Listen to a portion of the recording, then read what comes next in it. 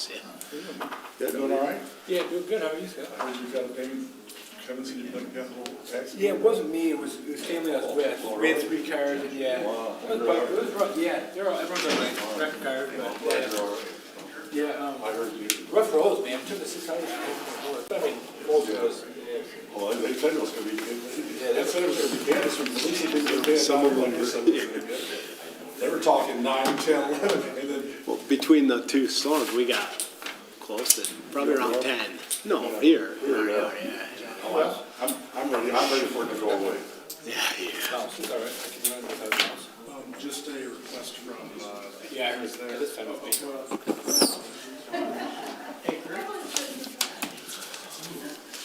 Yeah, he's gonna come up and ask him. Yeah. I'm on my way to Chicago for business. Are you going to the meeting? Yeah. Oh, my dad goes there. Oh, yeah. He's speaking tomorrow. Oh, yeah. What's he talking about? Implants, I think. Is he? He's Scott Ward. He has Ward down Oh, there. yeah. Scott, I know Scott very well. Oh, yeah. I probably watched you play hockey. Oh, yeah. Yeah, he's retired now, but they hired him to do some speeches. So you're from Saginaw? No. My dad's from Fenton. Your dad's from Fenton? Linden. So it's Ward down. Ward Dental. Now it's called VTI. He's sold it like 20 years ago. So I was gonna ask if we could. Yeah, we can do that. move up on the I mean, agenda, just because it we'll make looks the like record. there's a lot of stuff to go on. Probably 2 hours worth. Yeah, I don't mind doing that. We gotta, everyone's gotta approve it, but well, we got Kevin, so we got 4. Yep. And, And Garrett's back there, so we got 5. Garrett's coming in with Kevin.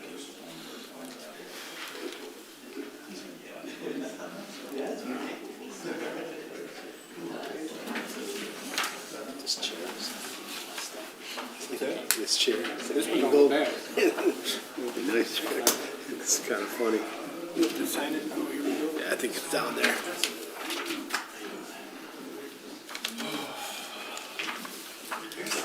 How you doing? Yeah, pretty good.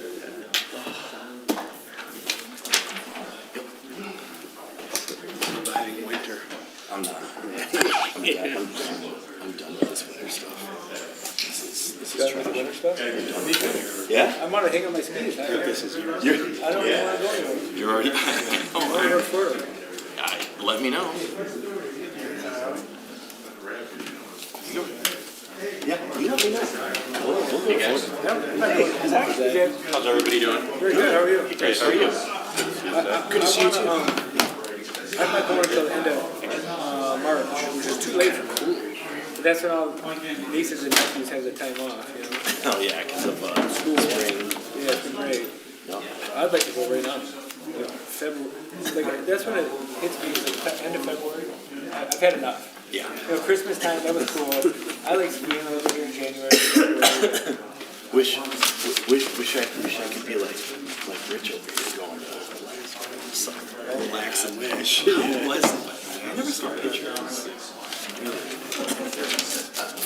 Oh, Zach. Sorry about that. Pass it over. Thanks, sir. There you go. Sir. Great. I brought 2 sets of keys. Oh, your wife's gonna be in the middle. You're gonna call here in a minute. I know. Boy, did I get a call today. You forgot the onions. Just like, what? What, when you went to the grocery store? Yeah. Well, and I was like, it's not for nothing. I'm like, I got them. She's like, no, you didn't. I looked on the receipt. Sure enough, I had the onions. She's like, well, I didn't get them. They forgot them? They forgot them. Was it you didn't pick up? It was, I did my own thing. It was because I was in such a rush yesterday. Yeah. I did not touch that. Yeah. You want to start it? Oh, Ross, do you want me to log in? Do you want me to log into the Zoom to share my screen? No, I meant so they can see my stream. Gage. Is it going to be Gage? But he likes to see my map to see what we're talking about. If you can send that to me, I'll get my email pulled up. let me go do that. You can start the meeting. Yeah, that's no problem.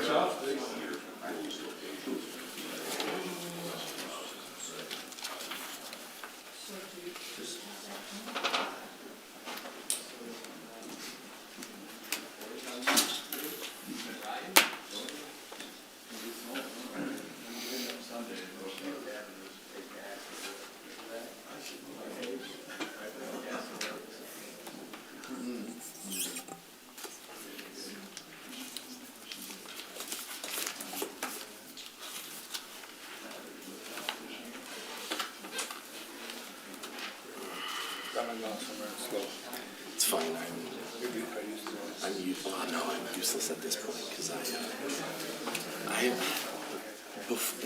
before I went on the cruise, I had this like cough. It was like part of like post-nasal drip, whatever. Hasn't stopped. And so tonight I took some promethazine. So I'm like doing great right now. You can see your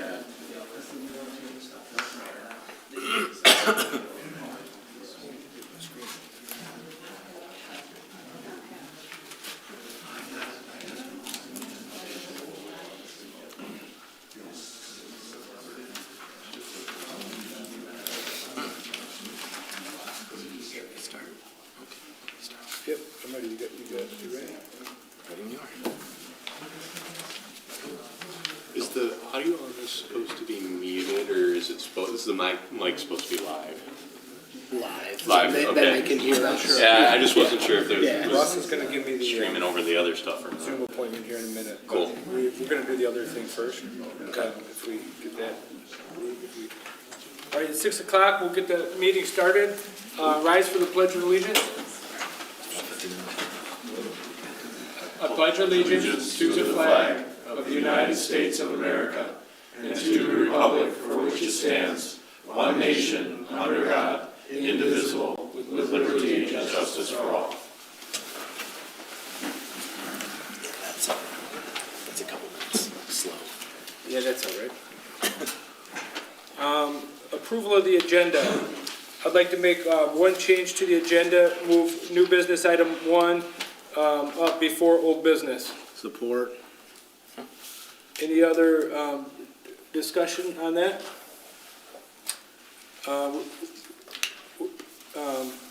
We have a motion, I'll support or I guess you just, is that a motion? I'll make the motion. or- You made the motion. I All right, supported all right. it. All in favor signify by saying aye. Aye. Those opposed? Agenda is approved as amended. Approval of the minutes for January 14th, 2025, regular meeting minutes. I actually have one minor typo that I noticed. The title should be for regular meeting and public hearing. Agenda. So, just wanted to change.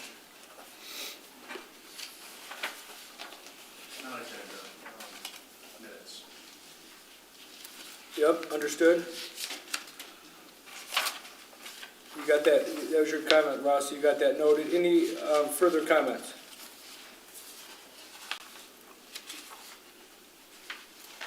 Make a motion, we approve as amended.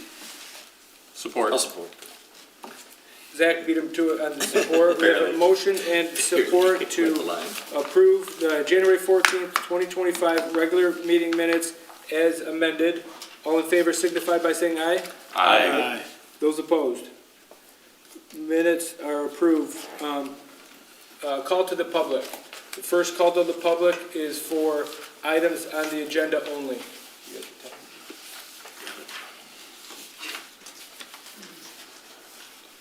I'd like not to go first, so if no one else is going up. I don't see anyone with their hand up, so I think you're ready. Go ahead, Jeanette. Okay. Jeanette Ropetta, Tyrone Township resident. I want to address agenda item number 2, the utility scale solar wind battery storage overlay zoning district map. As a resident who cares deeply about the future of our township, I am concerned about the transparency and accountability surrounding this map. I'd like to know how many of you have fully researched the impact on residential communities, the long-term consequences on property values, environmental health, and community safety. And in that research, have you reached out to other communities that have approved these overlays or even have decided not to have overlays? Because there are communities out there that aren't having them. So even though billions of dollars were allocated to Michigan by the, I'm sorry, I'm supposed to be using this right for the video, by the Jennifer Granholm as she left office, even still billions have already been allocated. I'm sorry, some of it has been rescinded, right? You guys all know that. But some of it has already been allocated, with some already designated for projects and others waiting to be spent. So I don't know if you're aware of how long it takes for these decisions to trickle down to the township level as far as what's going on with our federal government right now. But remember that we have a Democrat governor, and she's fighting a lot of this stuff. And when or if these federal laws start to affect us, the damage could already be done. So, you know, there's a lot of irreversible damage that's caused just in the pre-construction phase. We've seen that all across the nation.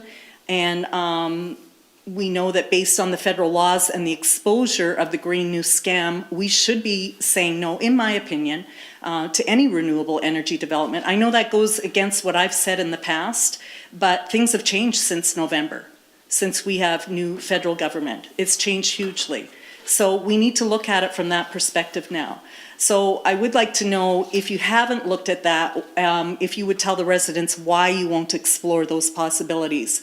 Again, these are just, they're not just hypotheticals, they are real concerns with real consequences. Speaking of consequences, I want to remind you of, if you don't know already, of an upcoming meeting that's directly related to this issue.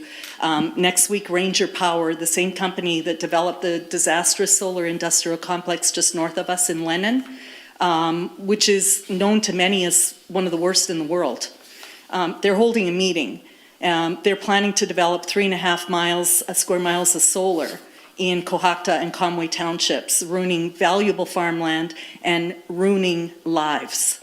And they are having a meeting and a Ranger Power, and they're asking for people to come. And Cohocton and Conway are asking their neighbors to come. And I've been to some of these meetings where Tyrone Township absolutely is not represented. I'll finish it up. So this is a community issue that extends beyond our borders. I would just ask that you guys would look at the possibility of looking into maybe not having a solar overlay map. I'm just saying it's a possibility, and the residents, I think, deserve an answer on what your research is on that. Thank you. Thank you.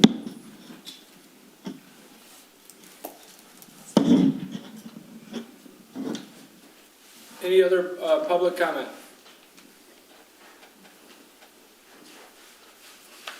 Hearing none, we'll move to new business item 1, Ebby Sightline Evaluation Request.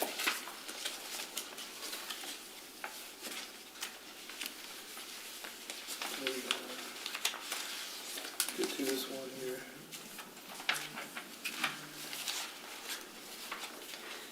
So this is,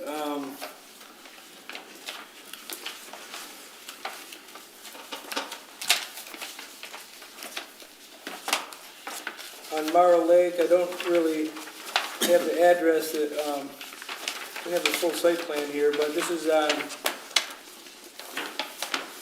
Bay of Firth Drive, proposed residential development. And basically our zoning ordinance says that the planning commission may require additional setback than the minimum 50 foot for the zoning district. So we asked this one to come in front of the full planning commission. I guess, Ross, do you have any other opening on that, or should we have the applicant?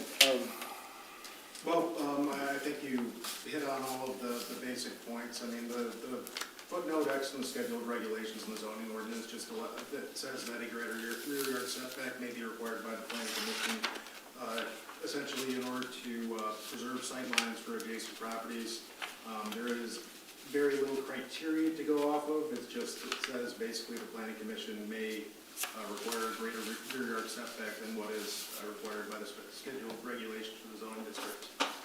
So previously in the past, I mean, this has been done in a whole lot of different ways. It's all kind of site specific. So as a planning commission, you just need to use the tools that you have available to make the best call for the zoning ordinance. And then when Yeah, go ahead. we previously reviewed this. Oh, you did, yeah. 2019, but there was no action taken, is from my recollection, Ross. Correct. The Right. permits weren't pulled. Yeah. They were in good shape at that time. There was also a whole lot of trees and vegetation, which heavily played into the planning commission's ultimate opinion of it. Also previously, I don't believe that there was an accessory structure. Is that correct? In the original design, you're saying? Correct. Oh, Last time I was in front of a PC. Well, I mean, at that time, I had gone before the board to see essentially the permission to be able to build down there, because we weren't gonna put in obviously the expense of designing a home Yep. unless it was gonna be approved to be built by the water. So at that time, I didn't have we had pulled the permits for clearing the lots and putting required culvert and things by the DEQ. So we didn't have the official site plan to turn in for a build permit. So at that time, here on September 19th, we reviewed it, and then they did an offsite at the property on the 19th, September 10th was the board meeting that they discussed our property. 2019. 2019, then 2009, and then Christine was at that meeting and asked if the committee could come out and look at our property because it was relatively unique. Because if you look at a two-dimensional picture, and you're assuming all the homes are just lined up like this. And when you look at the topography of our site plan, our first floor is anywhere from 16 to 25 feet different than those up on the top of the road. We also made the sight lines a whole lot better by removing the 50 to 100 foot trees off the lot. Prior to that, no neighbor on either side of the lot, that's what it looked like, would be able to see down to the water. So we did that, and our current home, proposed home, is beyond those two oak trees all the way down to the bottom of the hill, which is more than 450 feet away from any other structure on the lake. yep. And I mean, so we went through the process of spending a fair amount of investment to this property after we met out there with the planning commission in the workshop. And there was, at that point, everybody was in agreement, hey, it looks so much better, you've improved the sight line, so there should be no problem with building that far away from the other homes. And then come to find out they don't keep notes for the workshop. So that's why we're here tonight, to rehash it again. Well, the workshop was held on. It was on site. They were on site We got at our property. we got a photo documentation here, but There's and I know Rich was there, Bill was there, there's another neighbor that was there, and we walked the property, and everybody was in agreement that that's gonna be the best option. If you could do me a favor, John, could you put the two-dimensional view back up again? yeah, want me to put up the, where you sent the application? Or just like a map? The map with the yellow lines on it, so, can I get up and point a little bit? Yeah. So, here's the other dilemma. If we build to the ordinance that you have now in place, we're gonna be in sightline violation of ourselves. We will not be able to see the water. If we build here, they won't be able to see the water at all, supposedly. Also, their roof edge is 8 feet from our property line. This current neighbor uses this piece of our property to get down to the lake, which we have no problem with.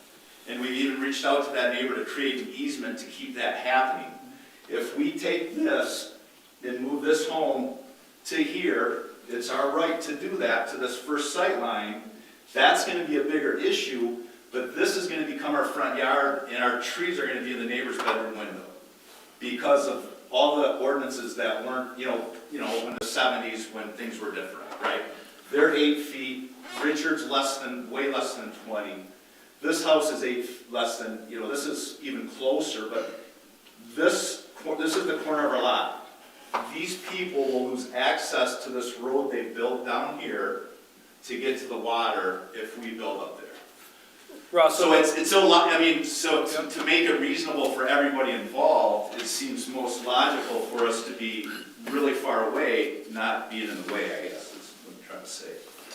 Yeah, John, in my recollection of that, and Bill's, is that we didn't have any issues with their proposal at the time, was my recollection of our meeting.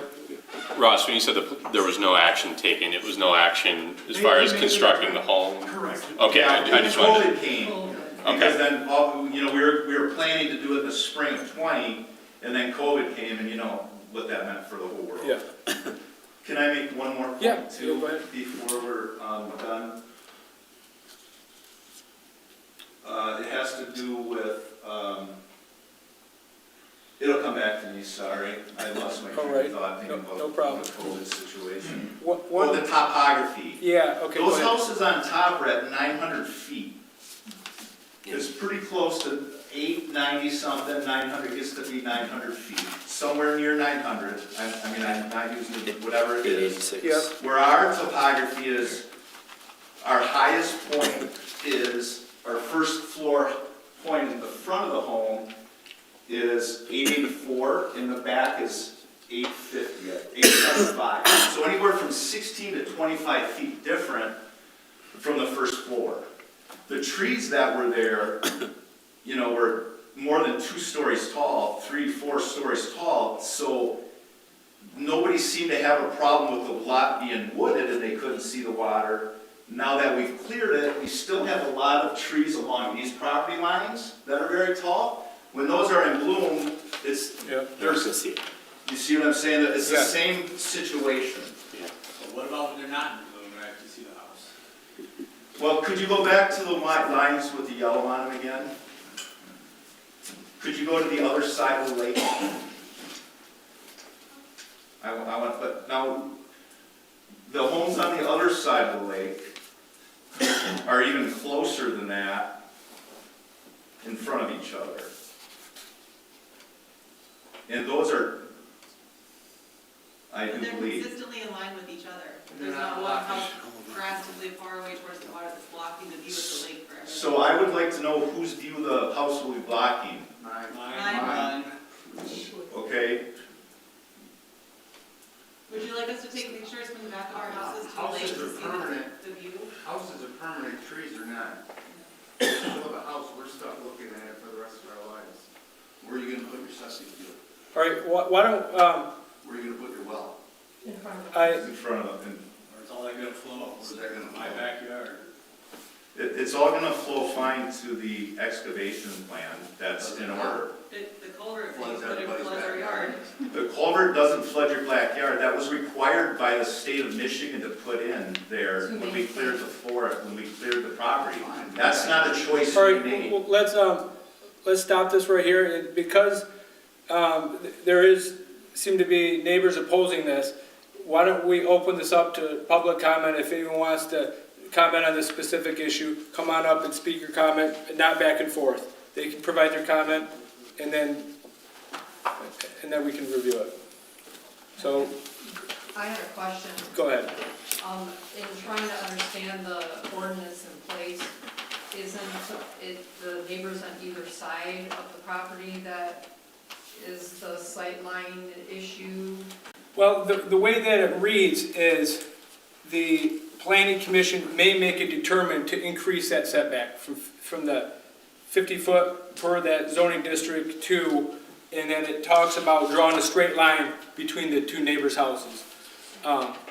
You know, which I think, you know, what we've done before, sometimes it is through that straight line, sometimes it's somewhere in between, you know, or sometimes,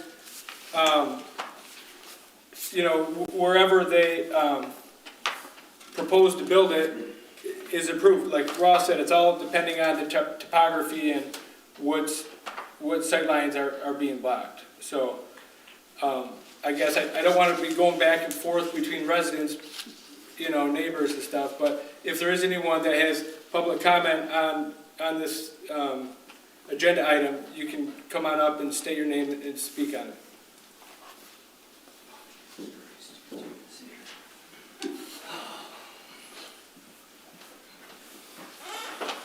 Josh DeShaw, 11482 Bay of Firth, which if you pull it up, I could show you where my house is.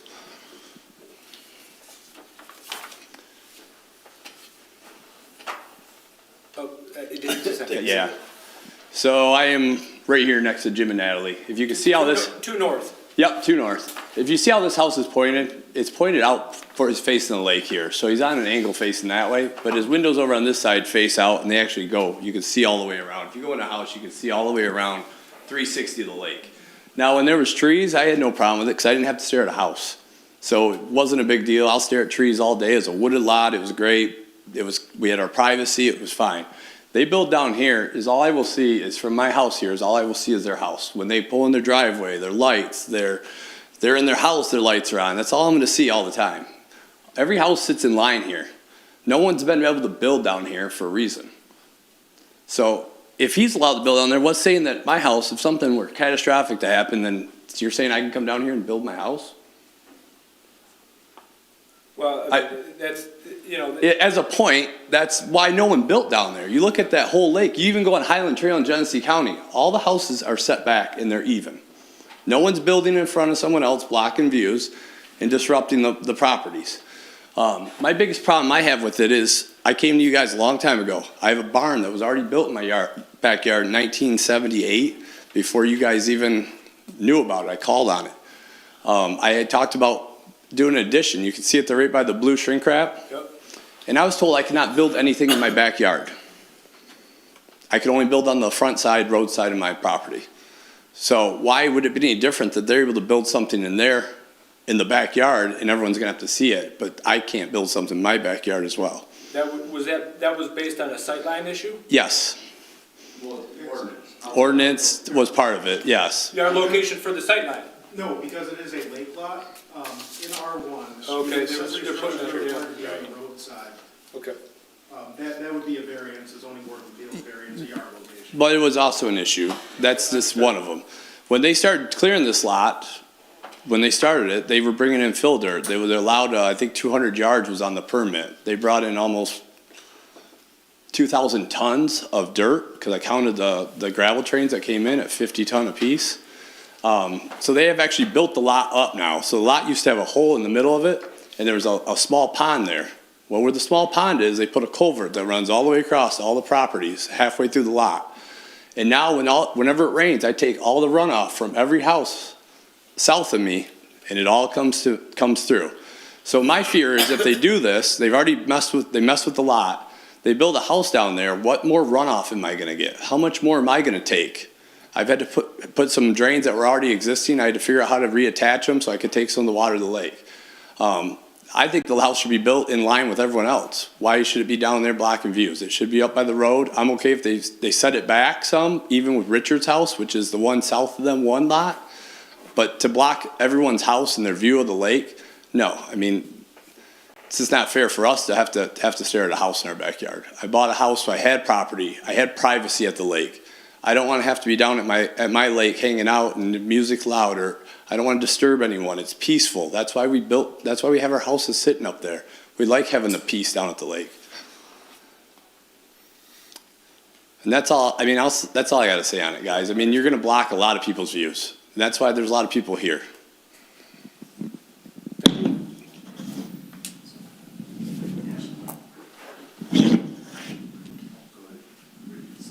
Yeah, you go ahead. Do I have to hold the microphone? It's probably best, that way it'd be on the video, and then there is video recording and all that. So, just to give some history about this area. Yep. Our lot, the topography of it, is the only lot that perks to be able to build by the water. Those other homes would not perk. They're too low. That's not what we were told. Is there a perk on file? We have a perk, yes. From Livingston? Yeah. Yes. Do you have it with you? I can email it to you. Yeah, I'd like to see it. I want to know. Because, I mean, it's a hill. Yeah, I we're went the out only there one that's a today. hill, and There then is it has it's a hill. you can see the contours right here. It is, it is unique to that general area where it's got that little knoll down here where the other ones are fairly flat. Yes, they're very flat. So the DEQ, in order to do anything to that lot, it had to be, that was part of the process to review it with the DEQ. we know at the bottom of that first hill, it wasn't a pond, it's a low-lying area that did have standing water when it rains or whatnot, this spring when things melt. The DEQ required, now Eagle, excuse me, that be maintained, that low spot still be lower, that flow that goes through, and they do their studies and they know, based on the topography, how it's supposed to go from, I guess, I'm assuming, whatever, it's supposed to stay, the flow be maintained in that area, so they required us to put that in. So that culvert the 2 culverts were required, and the fill is to be able to maintain the road above it. The fill was never put in a low spot, not even close. The fill was dumped right here, and you can look at the recent survey, if you had the whole thing, it's cut off. It shows a little hill of dirt right here on the survey. You only have the lake, the little further up on that hill. The DEQ inspected the valley, and it was very strict about how you could handle changing the low spot. They controlled that 100%. We could not fill that in. We could not do anything. The fill is right next to the neighbor's house on our property, and it's settled down to be about this tall now. It was never pushed or dumped or filled into the center of where the culvert is. So that doesn't make sense to put a culvert in and then fill it with dirt so water can't flow. And that dump up there was supposed to be temporary. Yeah. I mean, that was not going to stay there. We did not expect COVID to come and then other health issues after that. But anyways, so the other thing with that is, so in 2020, so we cleared out the lot, and when you remove all that vegetation and it's cleared out, there's gonna seem like there's a lot more flow because you're not gonna have the vegetation slowing things down. So it may have appeared that way. Also, the spring of 2020 is when we had that ridiculously wet The spring. wettest year on record for the state of Michigan, so I don't think all the water was flowing from our lot. Lake Sanford, that dam, that's when That's that when it broke broke. and all that was Yes. happening. But next door, the neighbors to the north, they had put in that road, and that happened a long time ago without a permit being pulled. My understanding, or DEQ was not involved and all that. And It dammed the water I don't onto really our lot. know how it could go up and over the road, Over but their road, exactly. if it did, it would have been that It would have flooded rare the whole area. 2020 rainy season event. Thank you. Ross, what side of the septic fields on this is like Lake Shannon? That I do not. Where are your guys' septic fields on your lots, Ryan? In the backyard. Roadside? No, Lakeside? Okay, go ahead. We're 500 feet off the water, right?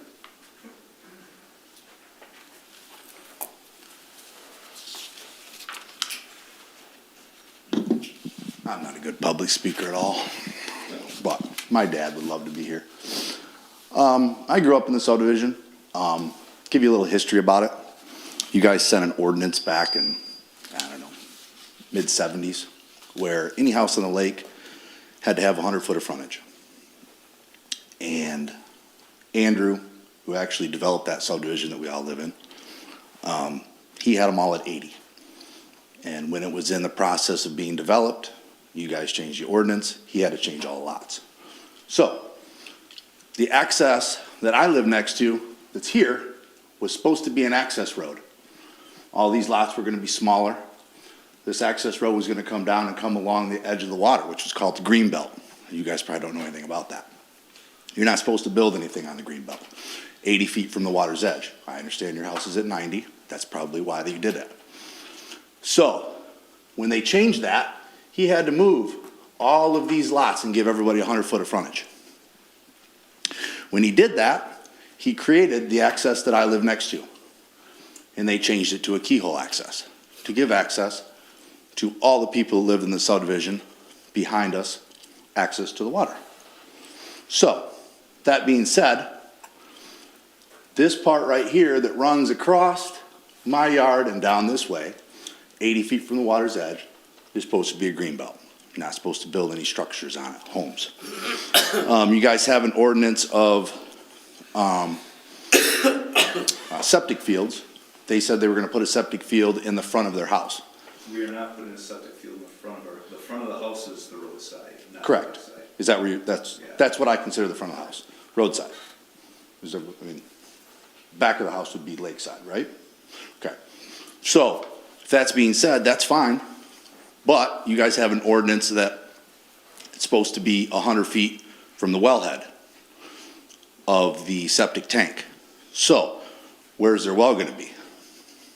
Was my question. Where are they gonna put that? They're gonna have to have an engineered septic field probably. They say it perks, but wherever they put their, well, they're gonna have to figure that out. We're at 160 feet. You gotta go through 2 clay barriers where we're at. That's the new thing. When these houses were put in, didn't have to go that deep. Our first well was only at 60, I think. And then when old lady Bentley changed the gravel pit, she dug into the water table. She ruined everybody's well in the whole entire subdivision. We all lost all of our wells within 3 years.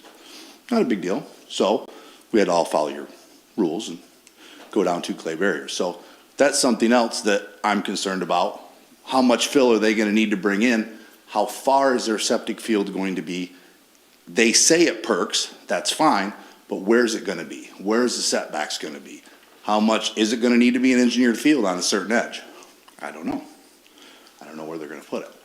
So, those are other things. Other than that, line of sight ordinance, just like everybody else said.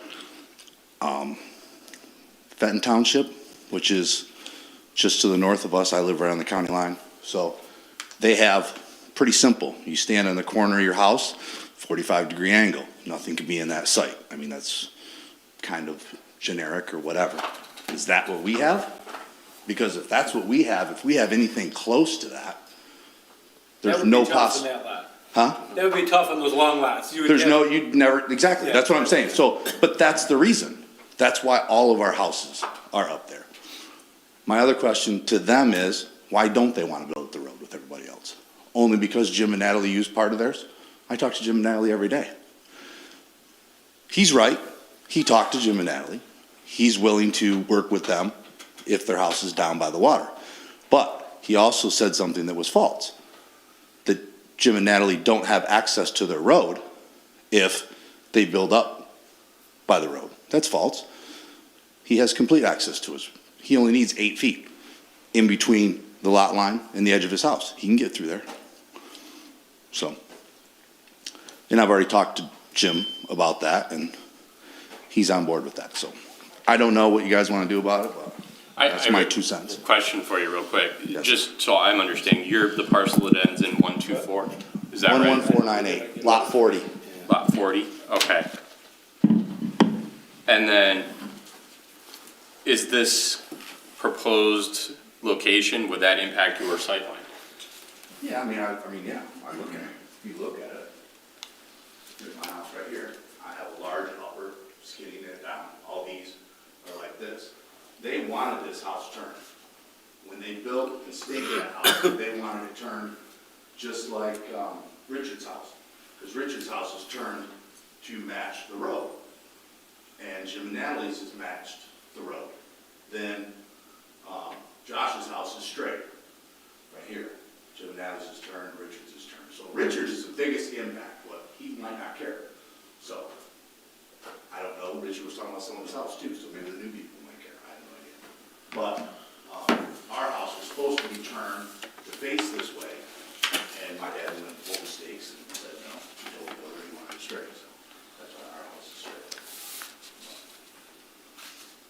Yeah, I'm just more concerned about the green belt, and the consent judgment and all that, and every time I come here, nobody knows anything What's about the, explain the consent judgment, that's in the green belt? it. It has the green belt mentioned in it, yes. The consent judgment has a lot to do with this piece of property right here, which is the access. A lot of people don't know any history of that. Also, I do want to say one thing though.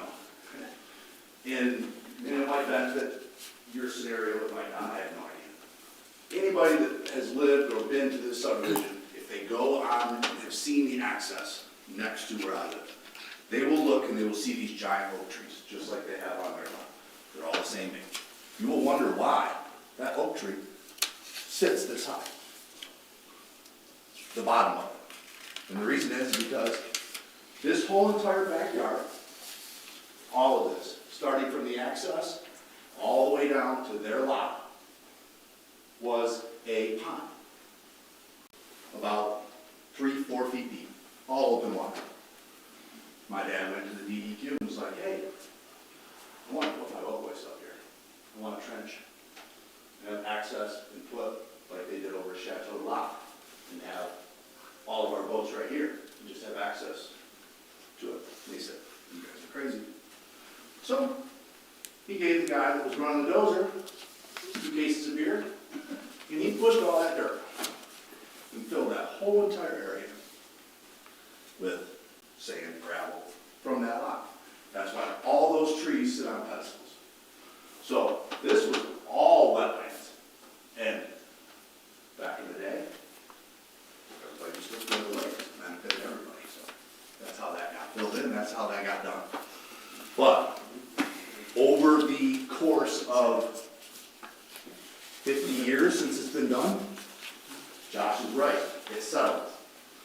So his lot and Jim and Natalie's lot, where that pond was, has settled over 50 years. And it's low. And when they came in and moved, or whatever they did, I don't know, I wasn't there. I have no idea what happened, I wasn't even around. But it has changed the flow of the water. And the only reason I know that is because Josh's and Jim and Natalie's entire backyard floods during the spring of the year. Mine doesn't, because my yard actually used to be the original Lobbell Lake Road. So Lobbell Lake Road used to come down the access and go all the way across the lake, right here. And come over again before they dredge the lake out for tomorrow. So, I actually have, I'm high. My whole lot is high. So it's all gravel, it's an old road bed, that's pretty much what it is.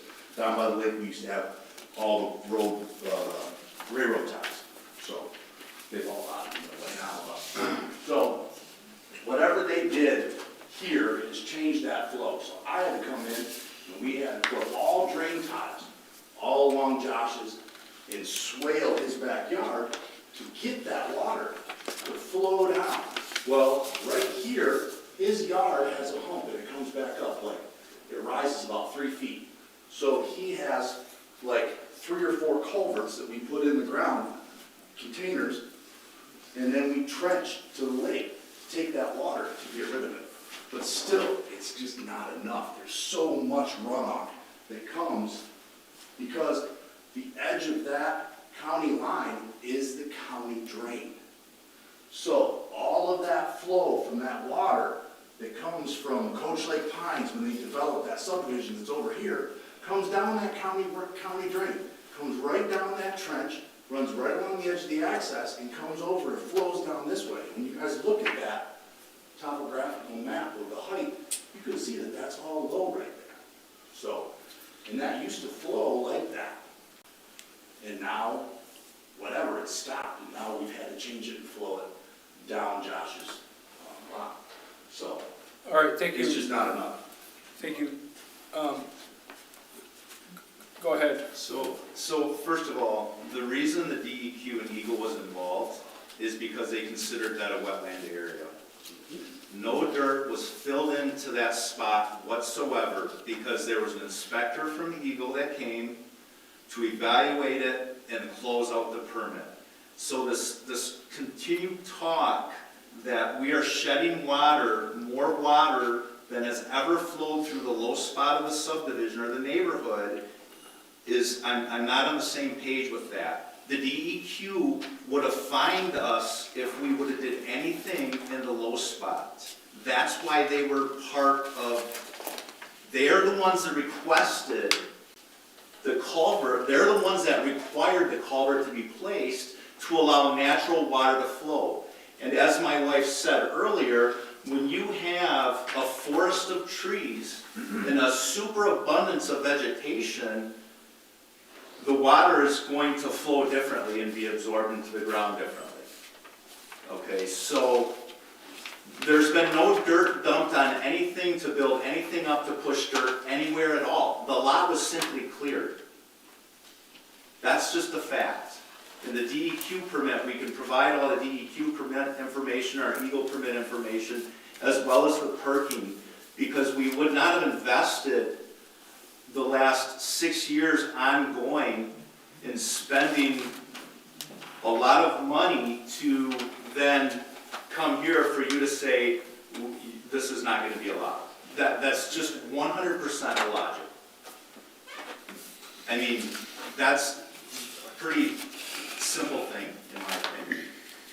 And our building permit also shows that water management will occur, because nobody wants to have, we know that there's requirements that we're not allowed to shed water, so we have swales designed to, control water flow as well. Yes, this lot wasn't just empty to save everybody's views and to hold their water. I mean, at some point, the lot could be developed. And again, if we build up higher, we're going to violate all kinds of sight lines. According to your sightline rules, the only home that matters is within 300 feet of our foundation. Not one of these homes land within 300 feet of our foundation. Thank you. Any other comment, and then we'll go to the, okay, go ahead.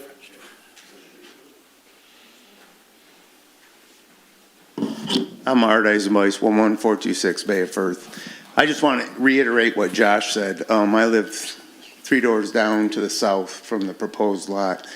When you're looking at a vacant lot and you're looking at trees, you're thinking someday it's going to be developed, but not to the point to where they're going to put a house right when I'm sitting on my deck right here and I'm looking over at the lake.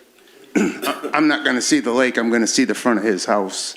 And as far as the trees and leaves, they're around 5 or 6 months out of the year.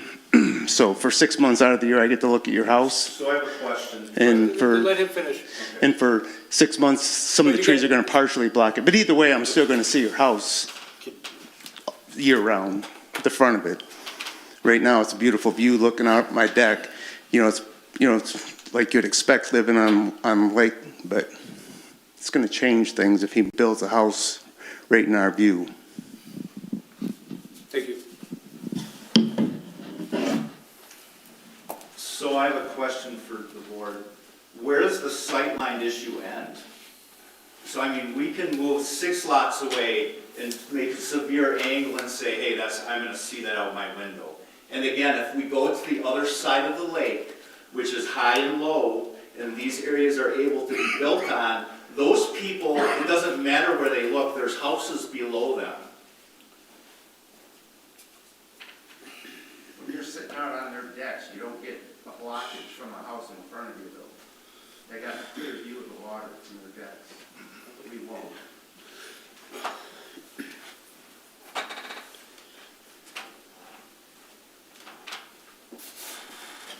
Bill?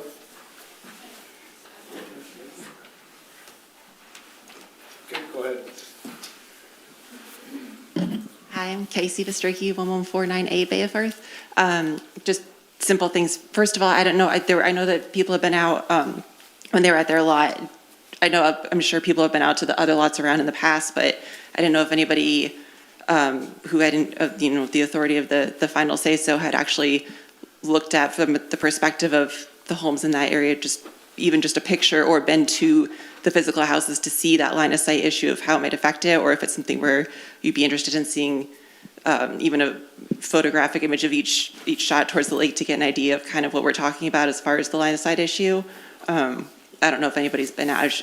I drove by there down the road today, Yeah. but I didn't walk, it is snow To and everything, see- I didn't walk right, down yeah. there. I drove down to the cul-de-sac and back Yeah. and look, and it's a little tougher to get the feel in the winter, but Yeah, I was just gonna say, I mean, I know at least personally, I'd be happy to submit a picture of kind of the perspective, and I'm sure everybody else would too, if it's something that might help the decision.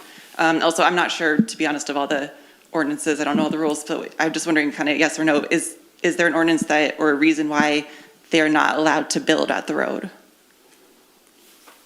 Well, you know, I hadn't seen a site plan with that proposed scenario, so I don't see. But there's nothing preventing them from building at the road? No rules, no ordinances, nothing? What are the side setbacks on Marl Lake? 20. Same as, they are 20? Yeah, it's R1. Okay, I was just making sure that it Thank was you. possible for them to do that. Thank you. Thank you. All right, last call. Any other public comment, and then we're going to move to the board discussion. I'd second, if you want to stop at my house anytime you want, knock on the door and I'll take you out on my deck and you can see what I'm going to be looking at. All right, noted.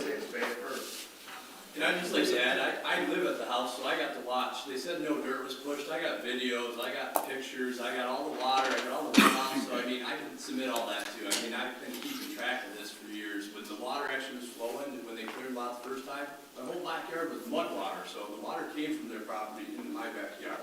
So I have all the evidence of what's been going on the property. And it actually has been an issue the last couple of years because the vegetation did grow back because they haven't done anything with the lot. So it got better because the vegetation took care of the water. Now that they're clearing it again, we get another rainfall, I'll be right back to just mud backyard. So if you guys like to see that as well, or like me to submit it, I can always send that next month. Was there silk fence up There during was, the? and they've had to replace during it the time? twice because it kept flowing through the silk fence. Is it still up? There's no silk fence right now. The silt fence has been knocked down and it's pushed, it's in there, but since things have held up, Knocked down because of soil being? because it's been like 5 years since it was placed, just from trees and things from falling on and stuff like that. And perhaps people too, since someone put foam inside the culvert. And our So culvert, we know somebody that- foamed that off for us, so. I'll give some credit on that. All right, I guess we'll move to planning commission discussion. I mean, Because I know, Garrett, you already had some items that you kind of wanted to see, so I guess starting off, this isn't something that we need to make a decision on today But if there's further evidence. Does the perk have bearing on the sightline decision? That's just my question. The perk does not. Where- The perk, that's required afterwards. This comes first, there's nothing that requires information on a perk, Yep. until they actually apply for the land use permit. where was your perk taken? At the, At this site, right where we're gonna, where the proposal is of the house. okay, on the lakeside?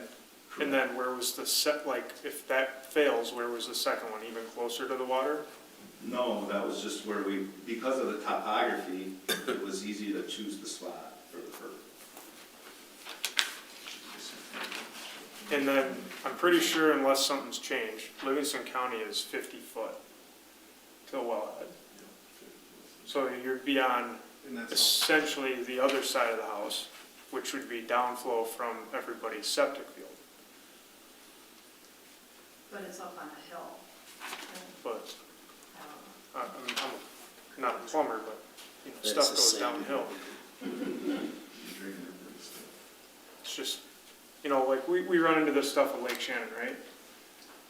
Lake Shannon, they've had failures on the lakeside. Where does everything go? Runyon Lake, we had to switch over because of leaching. So I guess what I'm getting at is if you're 90 foot and you're sending sewage out towards the lake, I mean, you're, I'm confused. We're- All the houses have their septic lakeside, correct? that's what I was Yeah. It's a big difference in business. And you're down, way down, right? I mean, where's that one map says it's, what, 400 feet? Feet is where you're building your house. So you can't put anything out past that because of the green belt. gotta stay 80 feet. Right, it was gonna be on the front side. We had, this 90 feet has nothing to do with the green belt, that's the part, that's the highest part of the topography.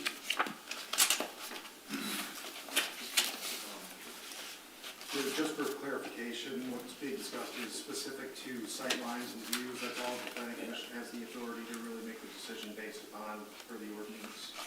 The location of septics really don't come into play. Well, if we're going specifically off of our sightlines, like, this isn't even close. Yeah.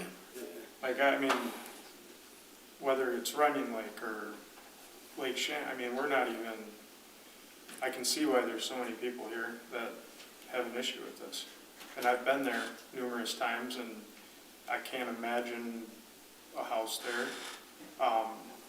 It just seems like, I would like to know why you don't want to build up on top of the hill, because if it is for the guy that has the 8-foot easement or whatever, then, you know, that is what it is. The lot lines are lot lines. Like, he's gonna have to forget about it. If you need to build there, then. So I guess I have a question. If you're saying we have to build up there, but the houses that are there aren't following all the rules as it is, what are we allowed to build there then?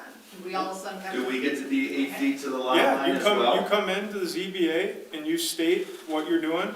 You're building at an area that's harmonious with the other homes. You're not obstructing anyone's view. If you want a 7-foot setback and you're going from what you brought to the table and you're coming back to here, I mean, I don't know about everybody in the audience, but I'd be pretty happy if I was your neighbor. I'd be like, oh yeah, let's have a beer.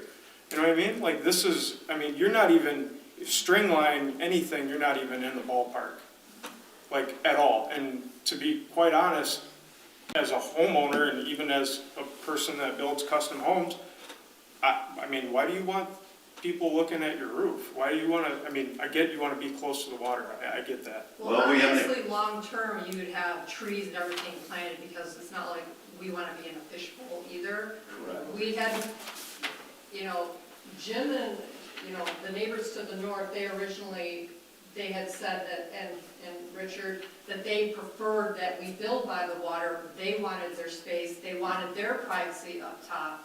It's so far down, and with once you plant trees, landscaping, all that, I mean, we want to be hidden and concealed just as much as you don't want to look at us.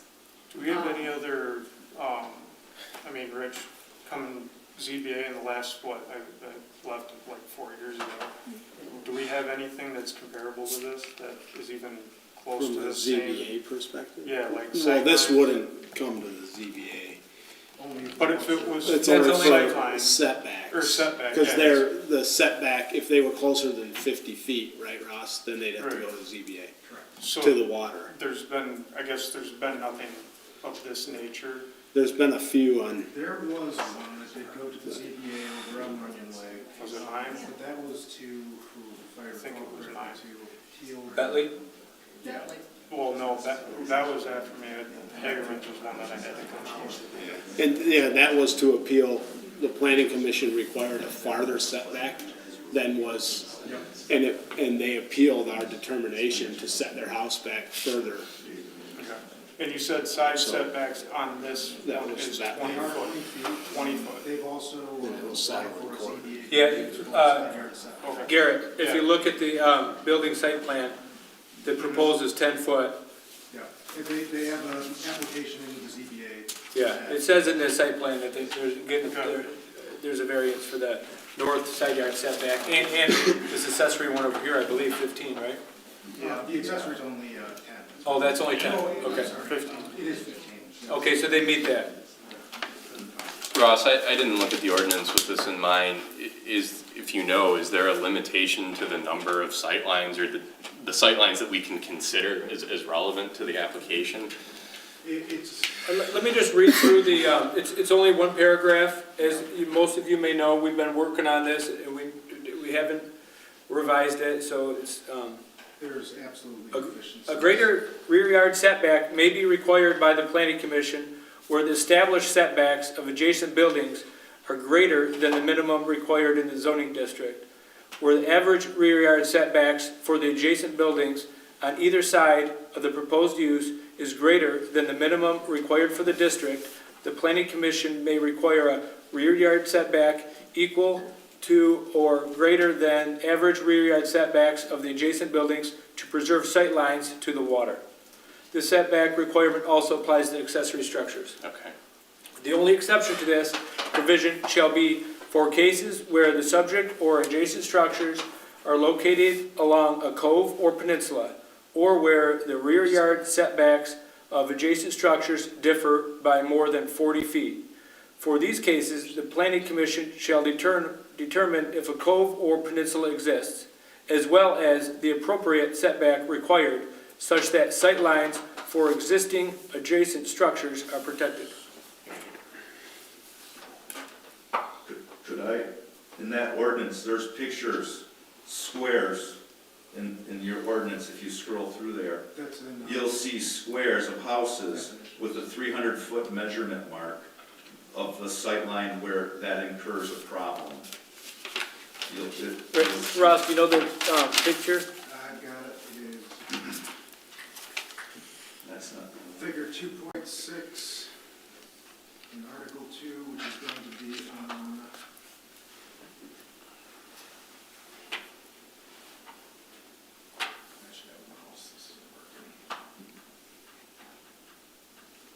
so it's Article 2, figure 2.6. Got it? Okay. Yes. 2-28.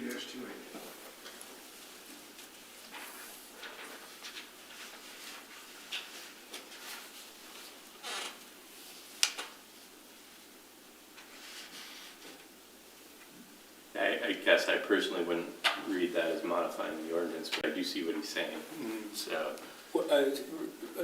Expand on that. Well, I mean, it says less than 300 feet.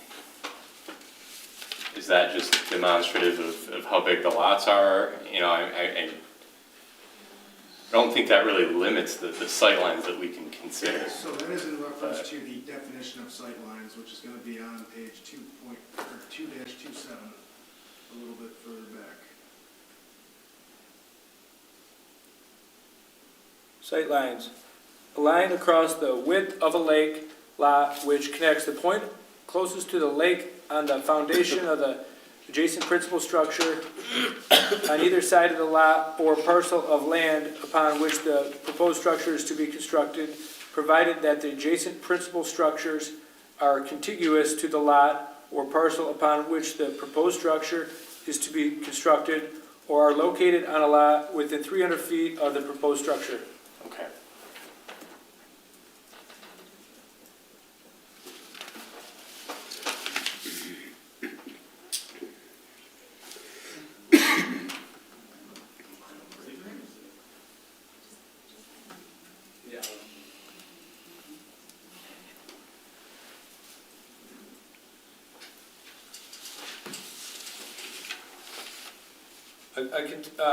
One thing we looked at when we considered revising these sightline ordinance is Ross went through and gave us, like, you know, for this lake, we were gonna measure the existing sightlines, and maybe we setbacks, and we considered having a specific lake by lake setback to, you know, put them in line, right? It didn't really work out too well in Runyon, but that's kind of all over the place. But I can see where, you know, where this is in line.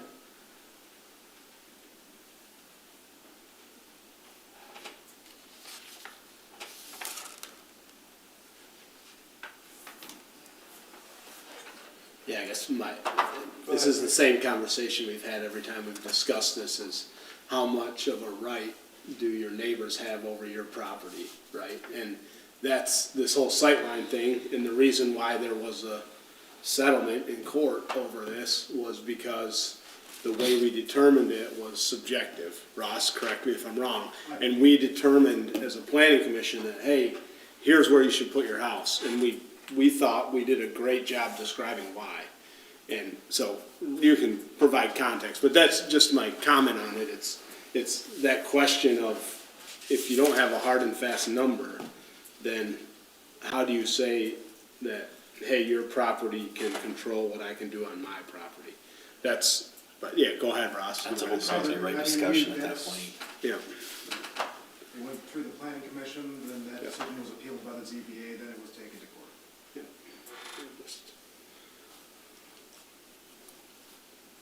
I think it's all settled now, so we can discuss, right? I don't know for certain. Oh, okay, all right. Was that, Bentley?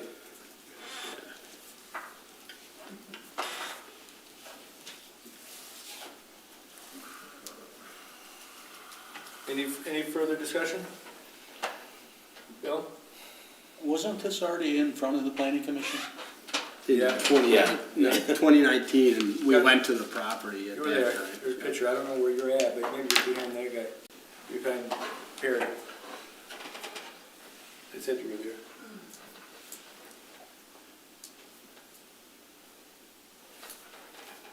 If I remember right, I thought all the neighbors, you had letters from the neighbors. We did receive some letters from the adjacent neighbors. But, There was one. From one neighbor. For one letter. One neighbor, okay, I apologize. You did miss a portion of the meeting, but there was, some public comments from neighbors that, are opposed for various reasons. Is there a letter from the other neighbor? No, I didn't want that. Which neighbor is that, the one with the easement?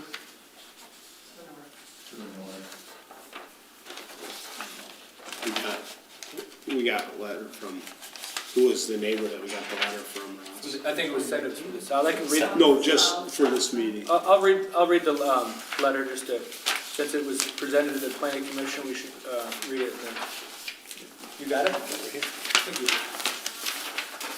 From Richard Johnson, sightline evaluation. This email is to confirm to Tyrone Township that I agree with the home site on the lot adjacent to my property, 11450 Bay of Firth. The new home will be built at 11460 Bay of Firth near the Marl Lake shore. This near lake site for the new home is greatly desired by myself, as I am opposed to the new home being built several hundred feet from the lake similar to my house. If the new home was built at a similar distance from the lake as my house, I would lose some of my sense of privacy.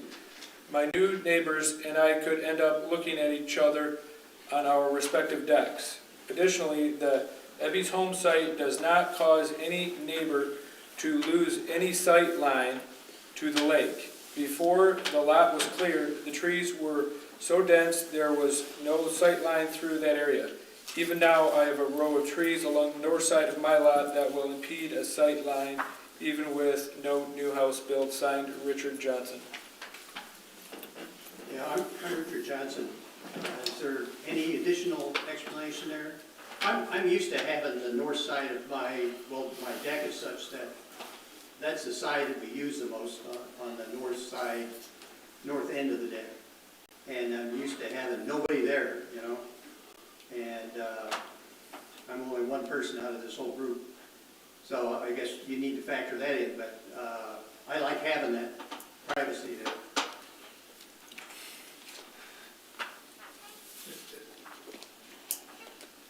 Go ahead.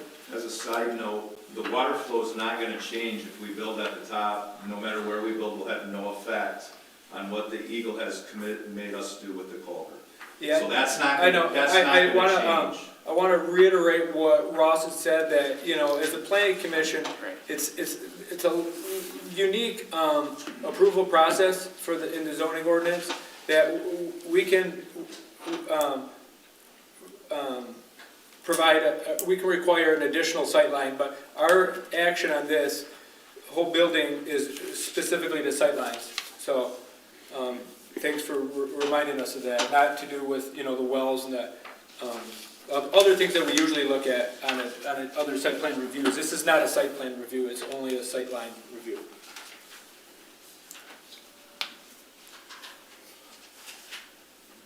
So, I do have a picture looking off my deck I could show you guys that is pretty much, you can see the property cleared, you can see the sight line, and you're gonna be staring at the house if that, you guys wanna all look at it. I don't have it, I can put it on the screen, or I can send it to you right now and you can pull it up. I mean, from my perspective, I struggle with the fact that it's such a significant deviation from the rest of the houses and not having something from the other adjacent neighbor. And I'm not saying they're not in agreement with it, they might be. They are not, and I can speak on their behalf, because they told me before I came here. okay, one thing that, I guess I want to understand, Ross, is,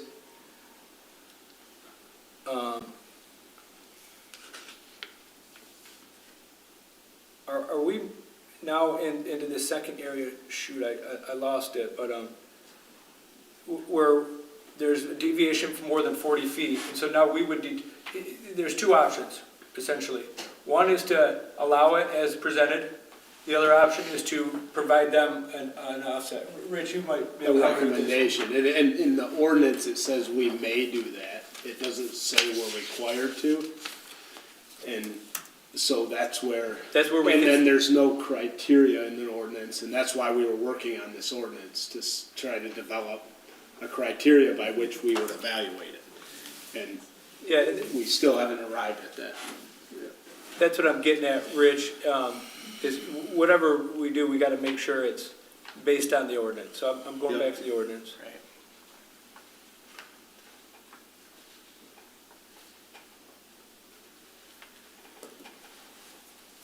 But I guess the one thing what I was getting at is drawing a straight line between them. I don't know if that's an option, just because there's not much room up there. And I don't know what about the front yard offset. Ross, what's the front yard, street side offset? And I don't know what the other homes are at, but.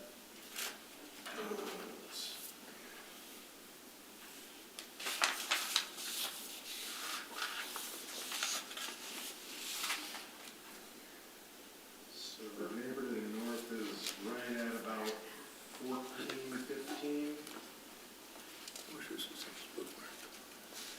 Neighbor directly to the south at the closest point, front yard setback is going to be around 36, 37. So there, it appears that the adjacent dwellings are both existing non-conforming in terms of front yard setback. And like they said, most of them had to probably put a lot of fill in there to build their homes. Like public comment was received. So if my memory's correct, I want to say when they came in here originally, there was a hill when we were there that is in front of where you want to build your house, correct? Well, I could show you that. And Right, that's where they want it. yeah, and then the trees were high enough that no neighbor could see either way on the lake, is that correct? When they're have leaves, yes. Did you take trees down now? No, just, it's the same as when you guys were there. Okay. No, that's false. That's not false at all.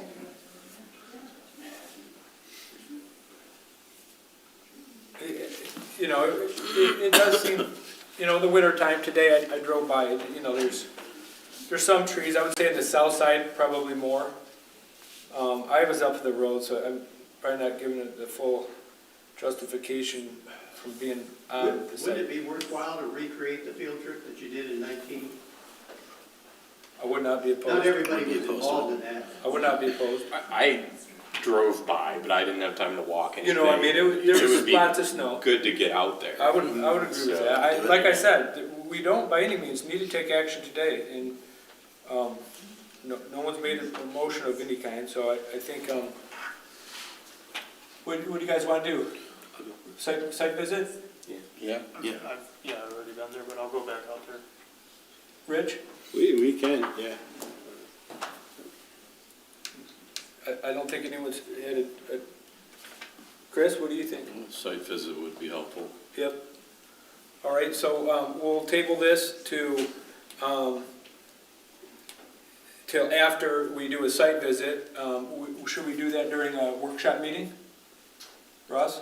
So, And because, I'll need to research that, and I'll need to check with the legal. yeah, I don't, Having a quorum present. yeah, we're gonna have a quorum, so it's gonna be a meeting. It's gonna be a meeting. It's also gonna be dark I can follow. No, we can reschedule, we can have, we can make a special meeting. I We would- can call it a I was gonna special say, meeting. can we do a special Can I make a request that Yeah. people who need to visit it before our next regular meeting? So we can take action on the item? I'm just a thought. Well, And, I've never done that since I've been on the planning commission as far as all going to the site at once. no, I'm Right, just some of saying you guys did that, individually go and- there by ourselves. That way we're not The having only a thing meeting with, there. I can check and get some clarification on whether or not we can facilitate the quorum being there, what steps would need to happen in order for that to occur. what does it mean to table, how do I say table at an undetermined time? You could just say that the item is tabled pending. Table pending field review. Further.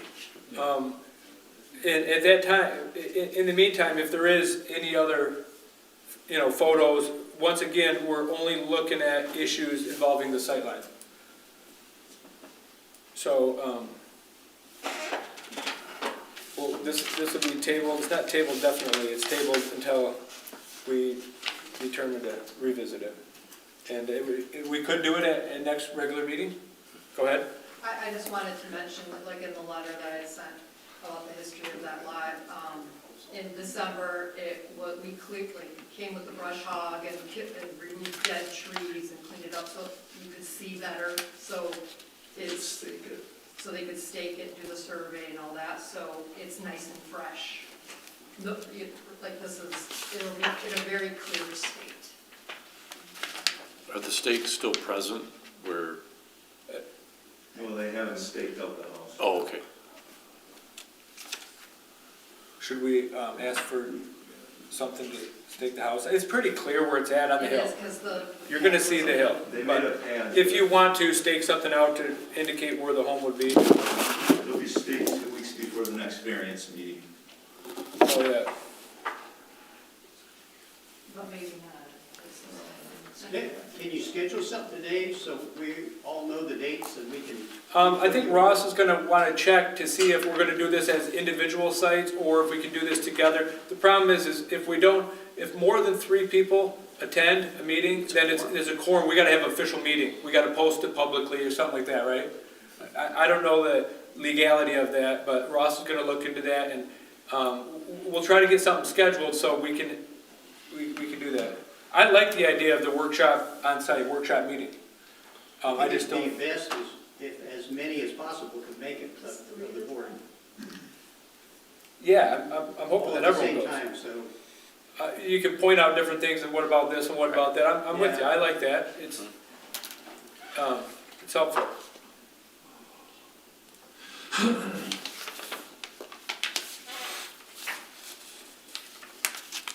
Ross, what about if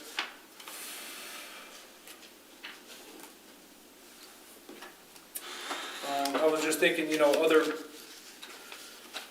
residents brought up issues of, well, what about the sightline for my deck or whatever? Is that an option to individually visit that? I mean, the ordinance is very vague on what methods you use to make the determination. Understood. All right, so we're gonna table this item. Ross, how can we notify the public of when something like that will happen? Or how did we do that last time when you had a meeting on site? That was, I don't recall. Okay. It's been over 5 years, or almost 5 years. Yeah. But I can find out and get clarification on that. Okay. All right, moving on to next item, old business. Item number 1, extractive industrial zoning ordinance amendments. We have had very minimal comments. No new comments. We had very minimal comments last time. Chris had a few, Zach had a few. And we Ross and I made the determination, we didn't need him here again. He was here addressing many small comments, so I think and the reason we didn't take action on the last one after the public hearing is because we wanted to, keep that posted for another day based on a minor mistake on the posting of that, so. Did we get any more comments during that period? Good Okay. point. I have not received any. All right. So, with that being said, I will, open for a motion. And, I don't know if we need individual motions, Ross? Yes, I would recommend it. Okay. It is going to be a recommendation to the township board, and after we do this, we send everything along to the county prior to it getting to the board. And even, we're even gonna recommend the regulatory ordinance, even though we're not required to. Correct. All right?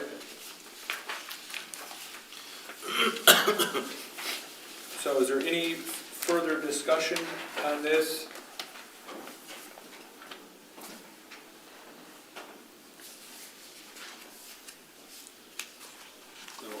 The only thing I had is in the last section, the certification, Township of Tyrone is misspelled. I would just hate for some little technicality like that. We can for us approve to that be- as, with that change. You made that comment last time. Yeah, it's just, I don't want us to get, our whole ruling get thrown out. That's, yeah, no It's problem. easy, yeah. So that's on each one. Yeah. That was all I had. Tyrone is T-Ron. Yeah, Tyrone correct. It's the still. same. always had Tyrone. Yeah, Documents going back to like the 60s, Tyrone everywhere. yeah, that's all.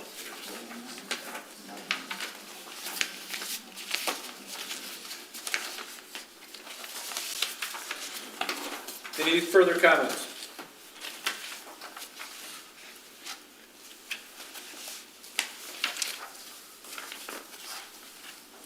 All right, for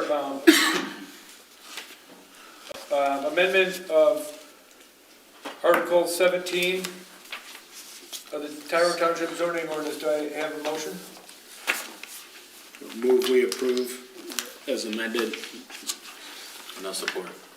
We have a motion and support to approve the amendment of Article 17 of the Tyrone Township zoning ordinance as amended today.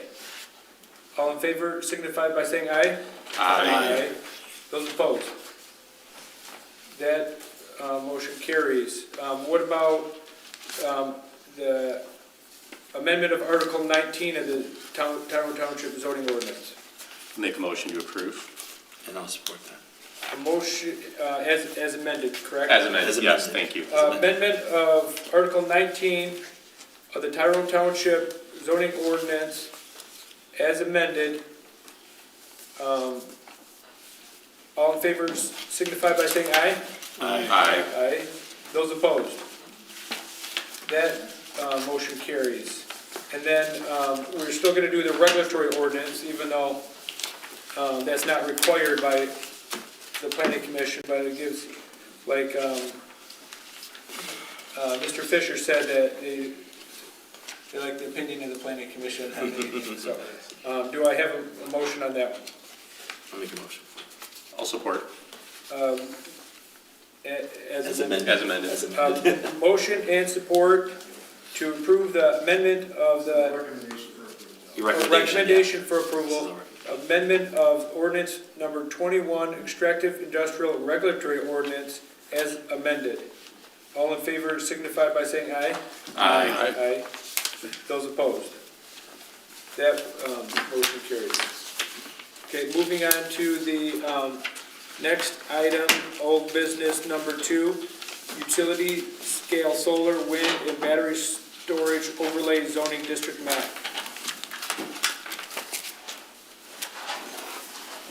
We have Gage on. What's that?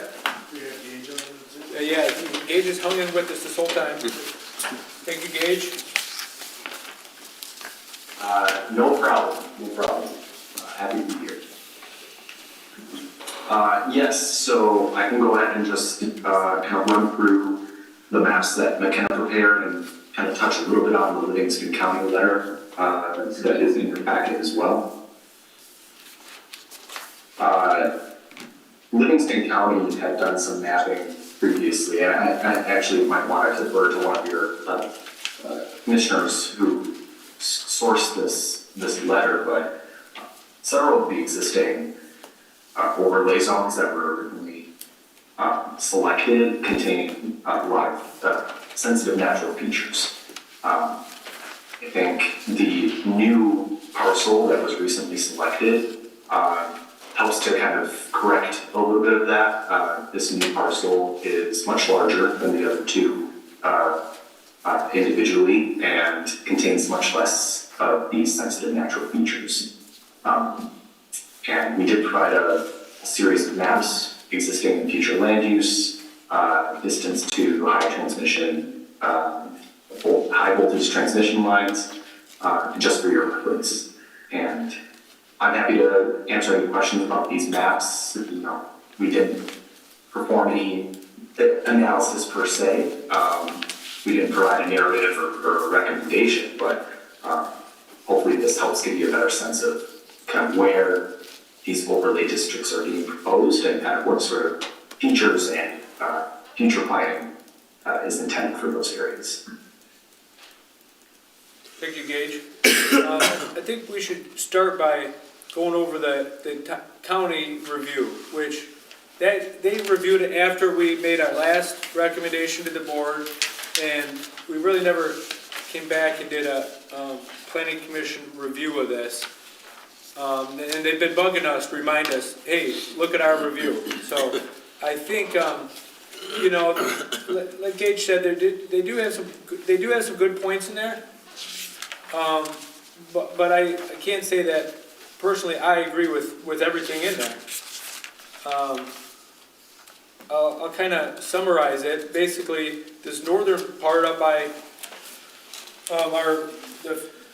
the industrial location up near Fenton Concrete and all that, they, you know, they're saying it's a high quality natural habitat, and I've been back there a bunch. It definitely is, and I think, you know, the original thought was, you know, that's a existing industrial use. We're trying to minimize the industrial uses in the township and keep them together. So, hey, if we got to add this extra solar, we've kind of discussed it as an industrial use. We put it there, but it may have, you know, it is a high quality natural habitat. So that's something to consider.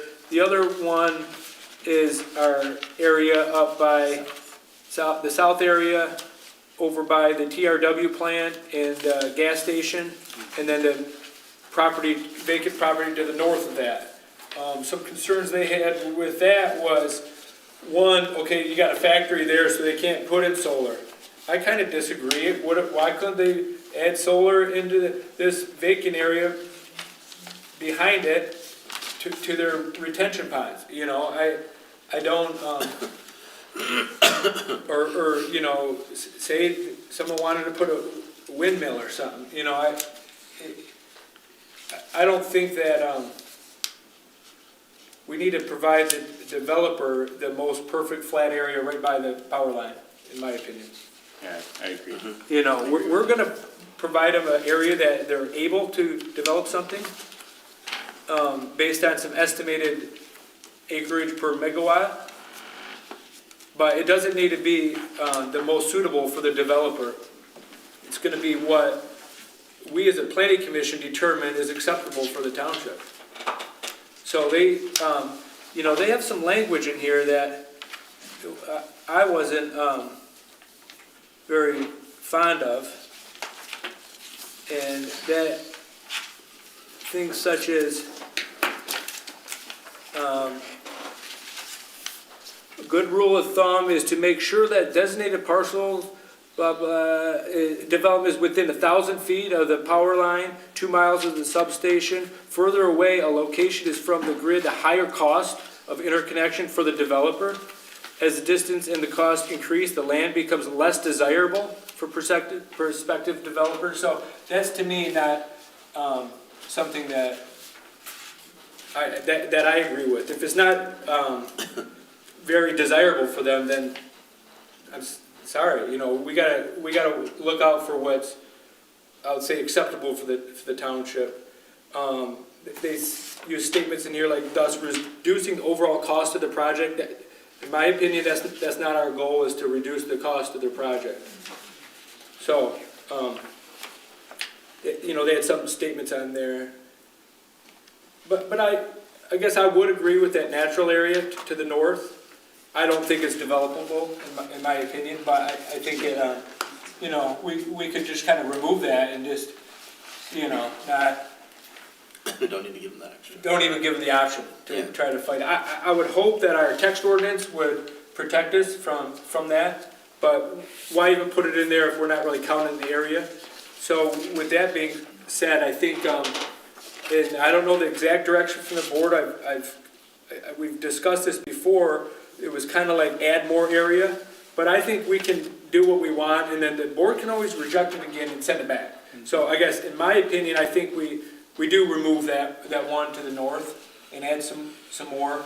Keep the ones we have, keep the south area, we'll say by the factory and with this area. We could remove the gas station. I don't think that makes a difference, it's 1 acre, right? You're in the draft map from. I know, I was just kind of showing, this, you know, they had some good maps, I'll give them that. They had some good maps. No, I was just gonna see, No, but we can, that was kind of, I guess, my summary of that review. Any other kind of discussions on that county review? No, I think they provide a lot of reasons why you couldn't develop anything in those areas, right? Well, this instance, we're talking about solar, but their main concern was leveling and filling. You know, and it's like, then you know, pretty much you prohibit everything on that, in those areas. Well, into the north, I think the natural habitat, I guess, affects my opinion more than leveling. I mean, if it's not, you know, to be honest, we don't have a very level township. I mean, there's some areas, but there's some, you know, if they have to level an area, or they mention in here that you might not get automatic tilt or some language like that. You know, that's up to them, you know. Yeah, no, they don't have to build it out. Then they don't have to build it out. So, I also think that it's okay, like this area to the north of the factory that we're looking at here, you know, there's some forested wetland in there. You know, but you can't take every parcel and expect there to be just a 100% flat. You know, so I think, okay, that area might not be developable, but our text ordinance is gonna protect us in that, for, you know, developing in the wetlands. So I think it's okay leaving that. As far as the factory area and the ponds by that, you know, you might have to work together. Maybe you could lease some of that area from them and put in a couple panels there to get your megawatts up. I don't know, I'm just saying, I think we could leave that one as is. We could, any other thoughts? You know, we were so far over anyways, so, you know, that little bit that's not developable is not even really, in my opinion, a good excuse to not develop. Yeah, they have so many other options, so. Yeah. But I mean, with that being said, and I think so far our goal has been to get to, you know, they talk about a 250 minimum for solar and battery, a 500 for wind, which I don't really think we want to go that high, but I think we've talked about around 350, you know. So we could. I'm just throwing something out there. Definitely not trying to dictate this, but you know, this is the more recent one. We added. This 183 acres west of Linden Road, northwest quadrant of Center and Linden, fairly vacant. You know, there's some. You get over to the southwest of that. There's, you know, there's a stream. There's probably some wetlands and some unlevel area. But I think the majority of this 183 could be potentially developable. So that doesn't really get us maybe to that 350, and then maybe combine it with one of those other ones. Just a thought, if we remove the north one.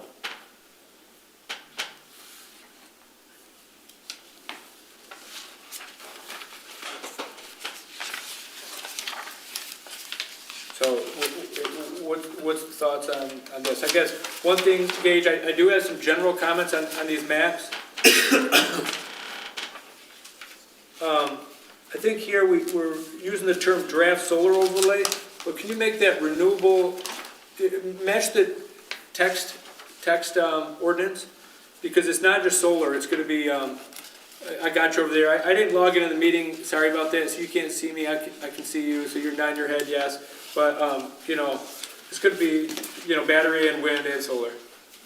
One other comment was, pretty important one too, and I want you to be aware of it, is, okay, then you overlay it on our existing land use, very good. And then it's overlaid on our future land use map. I think this is the old future land use map. Yep. I'm pretty sure. Yes, it does look like it was sourced from 2014 data. I didn't realize that until just now. But I'm not certain on that. I'm not certain on that, I'm just, No, it looks very It similar is. to our Yeah. previous okay. Yeah. Yeah, that's this area is really wet. Yeah, so review that, but I must say, I think I was checking it on the website. That might be old. Yeah, it is. So, Ross, could you make a note to have someone check that? I'm trying to pull it up here. Maps.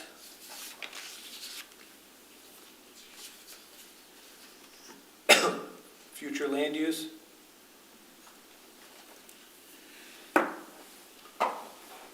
Still showing the old one. Yeah, I did request that be updated. I know, we talked about it, so and the reason I even bring that up, because I think it's right in other areas, but I don't think that's even matching this. this was under maps. It's under maps. See, that wasn't even matching this. Yeah. So this is like an Two even old. revisions, yeah. So, anyway, Gage, that's, something for both you and Ross to look into. A general comment, so. Yes, we'll look into that. We'll try and get the most up-to-date data. I know we've been trying to source data from Carlisle Woodman, previous planning consultants, and Livingston County. And I'll get in touch with our GIS team and make sure that they're sourcing the most recent data. Maybe you can also help me, or we can collaborate on getting that straightened out. Thank you. And one other thing, this map with the transmission lines is very good. It kind of, what I see from this map is wherever we could put it in our township, I would say that's close enough to the lines. You know, if they want to develop it, then they may have to add a substation or run some power lines. Might be more than 2 miles. Most of it's, I think that blue is the 2 mile. Yeah. 2 mile line buffer. Yep, that purplish blue, yep. So, with the 2 lines, you know, anywhere is fairly close, so. All right, maybe everyone can share their thoughts.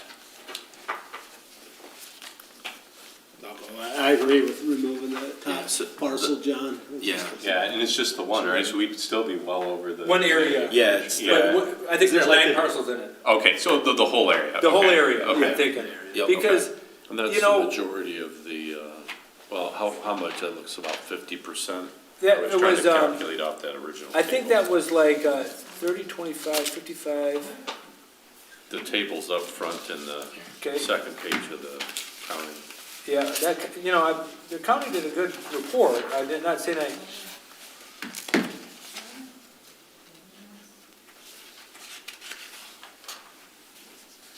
Yeah, about 75 acres. You're talking about that whole. It's about 78. It's about 78 acres. Yeah, so, that, Give or take a few. you know, we need to make that up. And then maybe, you know, account a little. Where are we at right now? So then the other one was, With the 78 gone, you know, well, depends on what option we're talking about. We're talking about this, the second, the one where. Well, I'll just the pull it up larger here. 260. 260, yeah. So 268, yeah. so you're talking this, 180 here? Yeah, And our current south area by the factory? yes. That's 2-something? 268 is what I came up with Okay, just now. 268, Yeah. and then we need, That's good enough. that's good? Well, I guess, Well, yeah. you know, that's the it's something subjective to part. consider, right? It's something to consider, you know. They do put in here for the solar and battery, 250 minimum. You know, but this is all based on efficiencies and stuff, and I It's think, only gonna get better. you know, maybe the efficiency's gonna get better and Yeah. we want the highest efficiency here, I don't know. But, I don't know. Keep it at that? I feel that we don't give them any more. Yeah, I agree. I mean, we gotta protect ourselves, because there's, Right. you know, there's other, I'll say, you know, there's other directions we can take, which I don't think is where the board wanted us to go, is to remove the overlay and just say, you know, but then you're opening yourself up to, Go to court. So the main thing, because I was on the board, you know, when we considered that issue, and the attorney's comment was essentially along the lines of, there's no, you know, set amount. it's not set. But most of the townships that she represented were targeting the 300-acre range. Yep. And that's gotta be reasonable, Right. right? And I think this is in the 300-acre range. But one thing on that is in their report, you know, they do talk about the areas in these overlays that are undevelopable. Right. And there's gonna be some over here. Right. Once again, they did a really good job in the county of analyzing that compared to all these different maps they have. And then you got a factory here, they got some ponds. Like I said, I don't think you just totally discount the whole factory property. Right. You might have to have these uses. I couldn't tell you off the top of my head, but does the ordinance require it to be ground mounted? Can they put them on the factory roof? You know? I don't mean, think there's any reason why they couldn't. That's what I'm saying, Yeah. you know? Yeah. So, you know, that's just something where I don't think we need to give them, you know, the flat vacant property right next to the power line and really tee them up to make it the most cost efficient. Right. Yeah, I guess my only real consideration would be, is it worth thinking about bumping it, you know, roughly 40 acres? Yeah, that's. So that we've got a little bit of a Little bit buffer. of buffer. Yeah, yeah. Of course, that requires us to find somewhere, but. Well, what if you change that into a square? Well, let's look at What's that. there? Two. I think this house is. Turning the 183 into a kind of a square shape. You just have the call. Well, here's another thought that Do it. what was that? I was just, At the golf course. I should just add the golf course and call it that. Yeah.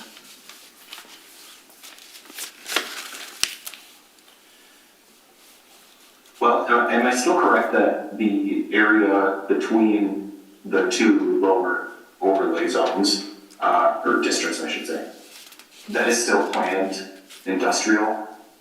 I know we have old future land use categories perhaps on this map, but is that area still generally planned for industrial? I say here's one thought, I don't wanna say, here's one thought I have is adding this here, west of the factory, just because it's nearby. You know, and it wouldn't have to be the whole thing. Mm-hmm. Well, that's what I mean, and Yeah. we don't have to do parcel by parcel. That's 52, we could just add the whole thing and realizing that maybe 40 of that is developable. It's just a thought. And again, this isn't for. Only because then we're, kinda got it in two zones then. Right. And they're,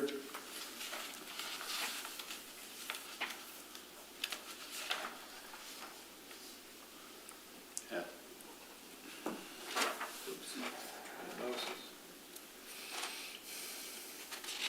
But going back to Bill's comment about squaring this off. Let's see what we got over here. So you got smaller parcels that. How many? And here's what I was talking about, we're gonna get back into this natural That's habitat. another natural habitat. And I'm not saying we can't graze into it, but what's the point of adding like this parcel If it's all. yeah.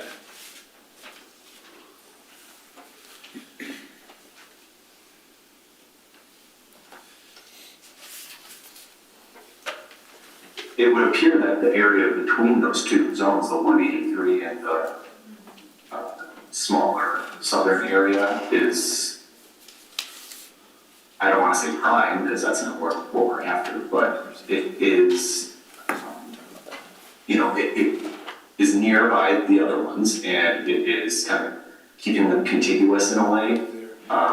And, you could add even just one of those parcels in between to make up the difference for, the 78 from that upper portion.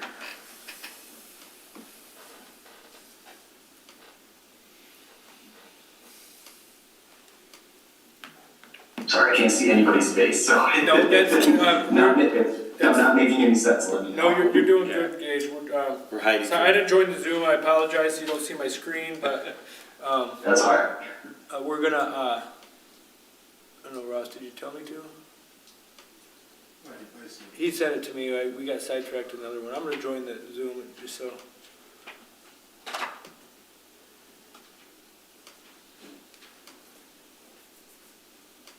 But feel free to discuss. I never can work on Zoom,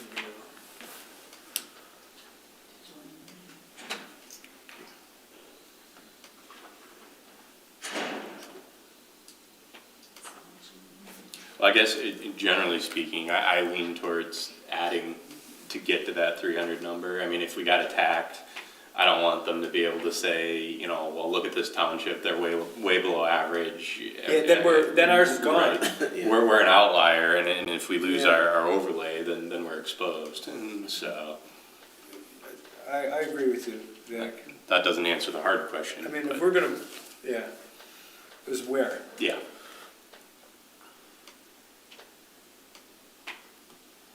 There he is. How many acres? Did I put him on there? Somebody put on there. Yeah, sure.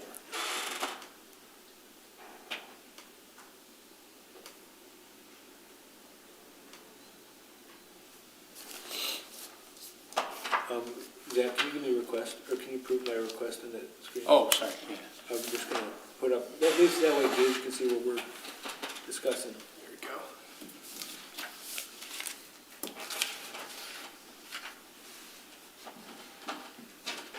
I probably still could have made it to this discussion. I knew I wasn't going to make it for the 6 o'clock, but I probably could have still been over. I'm going to prioritize in-person attendance. Oh, that's all right. So, back to maps here.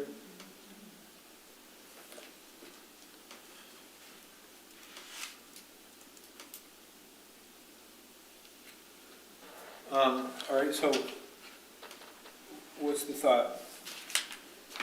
Add more to get to the 350 to kind of protect us a little better? Garrett, what's your thoughts? Didn't you say you already? You said you weren't going off the property lines, right? We don't have to. No, we can zigzag. What about the, we don't have this northern lot on here, do we? No, we don't. Up by the highway? Yeah, where the asphalt plant is supposed to be? Well, the asphalt's where our 50 is. Okay, but the one North of that. We don't have that on. We had that previously. Why can't we, moved it. why can't We've we had do- it. I'm not saying we That's can't. 80 acres, so why can't we just snap that in half and just call it a day? Because it's farm. I'm fine with it.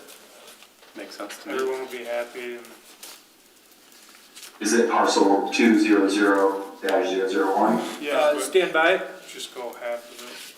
Yeah, it's that one. 2001. Yeah, I would have recommended the same thing, or even the parcel immediately to the left. You know, they both have a similar size. I think the one to the left is about 50, but that northern one is comparable. I don't think it makes a big difference since, you know, the one parcel just north of the factory where we've been talking, we've already got that on our overlay. But, you know, I just don't like the thought of having like a gateway to Tyrone Township is all solar panels, you know? You know, but once again, you know, there is less residential around there. And, you know, we gotta think of the residents, you know, if we try to put it, just for example, somewhere southeast of the township in a 80-acre field, you got a lot more, could have more residential around there, so. You're never gonna please everyone, but. Well, you could do the one to the left of it, it's a 75-acre lot. Look, can you look at my screen right here? You can't see it from the highway. That's kind of what I was thinking. One up, one more up. Yeah. Oh, that one, kitty corner? Yeah, you can't see it from the highway, and you cut that in half, and they'll give you 40, well, they'll give you 30. 75. You know, and I kind of like that idea of cutting it in half, meaning, okay, you know, there's residential along Hogan Road. There's not really residential. Oh, the huge swath of that is the pipeline easement also. They might have to learn to work together. Yeah, I mean, No, that's what I mean, so it seems could like be it'd be a good idea. Yeah, we've already got Yeah. utilities there, like, Yeah, you know, like, we could draw it in where, okay, it stops here, not that we have to, but, you know, there's not a ton of residential here, but there is some. And the thing. And if we don't need all that acreage, kind of hide it in that area. Going back to our other meeting discussions was, we didn't want it bordering on the Hogan Road. Yeah. From a usage standpoint. Usage so standpoint and construction If we stay standpoint. away, Yeah. keep it south of that, wouldn't make sense. I mean, we're just putting this in to be a buffer, right? Like, just adding it to give us that cushion. Yeah, we're basically using our overlay to increase our buffer. Because we can't have a buffer from the homes more than the PA 233 requires, or we don't have a CREO. But we think with our attorney's agreement that we can have an overlay. And that overlay is essentially making a buffer. But we're choosing to draw the lines.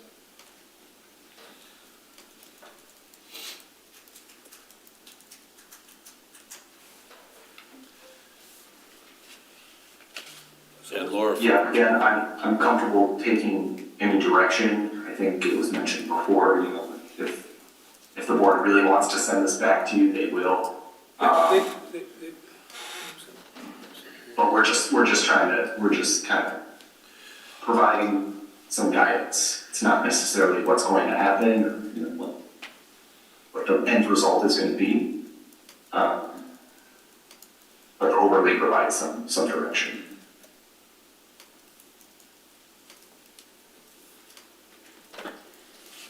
And you wanted to potentially split that parcel 200-007?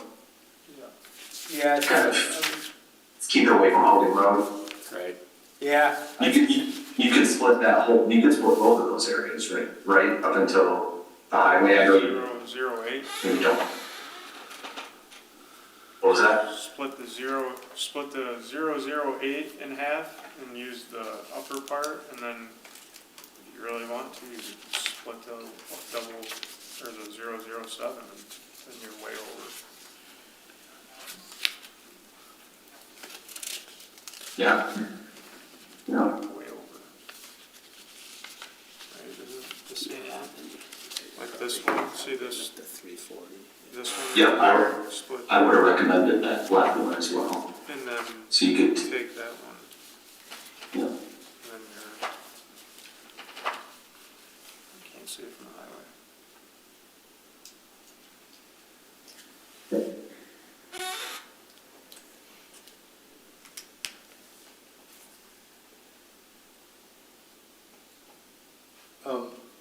area, so what you're saying is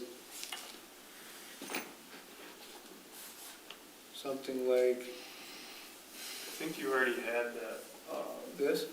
Yes, exactly. Because the one parcel's got the lakes on, or the two ponds, right? Yeah, Well, that's the one next to it. Looks Yeah. like it's shared.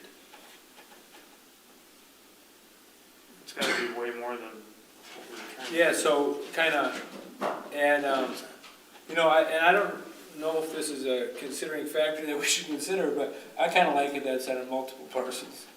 Yeah. You know? Sure, it's more just it's more of a character area, not so much, it's not tied to any one property. Yeah, I like that. I definitely don't like all up and down Linden Road, one owner. Right. Well, Laura from Foster Swift said we don't have to make it easy. Our goal is not to make it easy. Yes, and she's on our side. Yeah. She's a very good attorney, and you know what, we're gonna definitely have her for our public hearing, and she can give us her opinion. I just don't think with Gage and her, we need her for every meeting. Yeah. She kinda gave us their requirements and explained every question we've had, but. Yeah, and I think it was mentioned earlier, I don't think we have to get to a magic number of 300 if it's No, but close, the it's thing fine. is they keep, the They're- board kind of keeps sending us back to add it. I don't want to go back and we've added 20 acres or 40 acres, and, you know. Yeah, most of it doesn't really matter at this point because the MPSC I'm is kind of with you. I think taking what over we're, so we could, I'm kind of with really you. What invest we're in. doing here is a good chance it's not gonna, Well, but the key is to probably, get the exercise done, right? Yeah, we want to do everything we can. do everything we We have can. to cover our bases here. Yeah, absolutely. And we're minimizing resident impact. I think that's the key, taken into consideration with the environmental plan zone or the natural area zones. That's, I think, much better rationale than, So I believe all that property, other than the factory and the gas station, is all owned by the same person. On the right side, but not that left side, right? I think Yeah, they- it's owned by Glasgow. Gerald and I don't know if Lisa. it's appropriate to ask, but who's Glasgow? Someone that's got a lot of property. Now, is that the same as this one here, just north of the factory? Yeah. That's a different name in the, Newman TTP. that one's Newman, okay. Bloomfield Hills. And then Maybe it's not. this one is, The one we just split Glasgow. half and half is owned by the same. okay.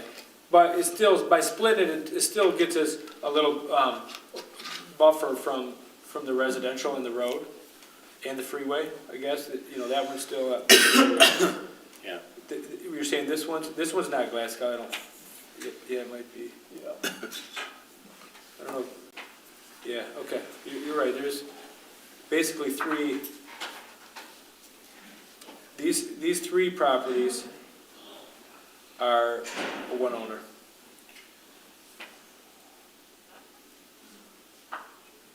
So these two, we'd be putting half their parcels.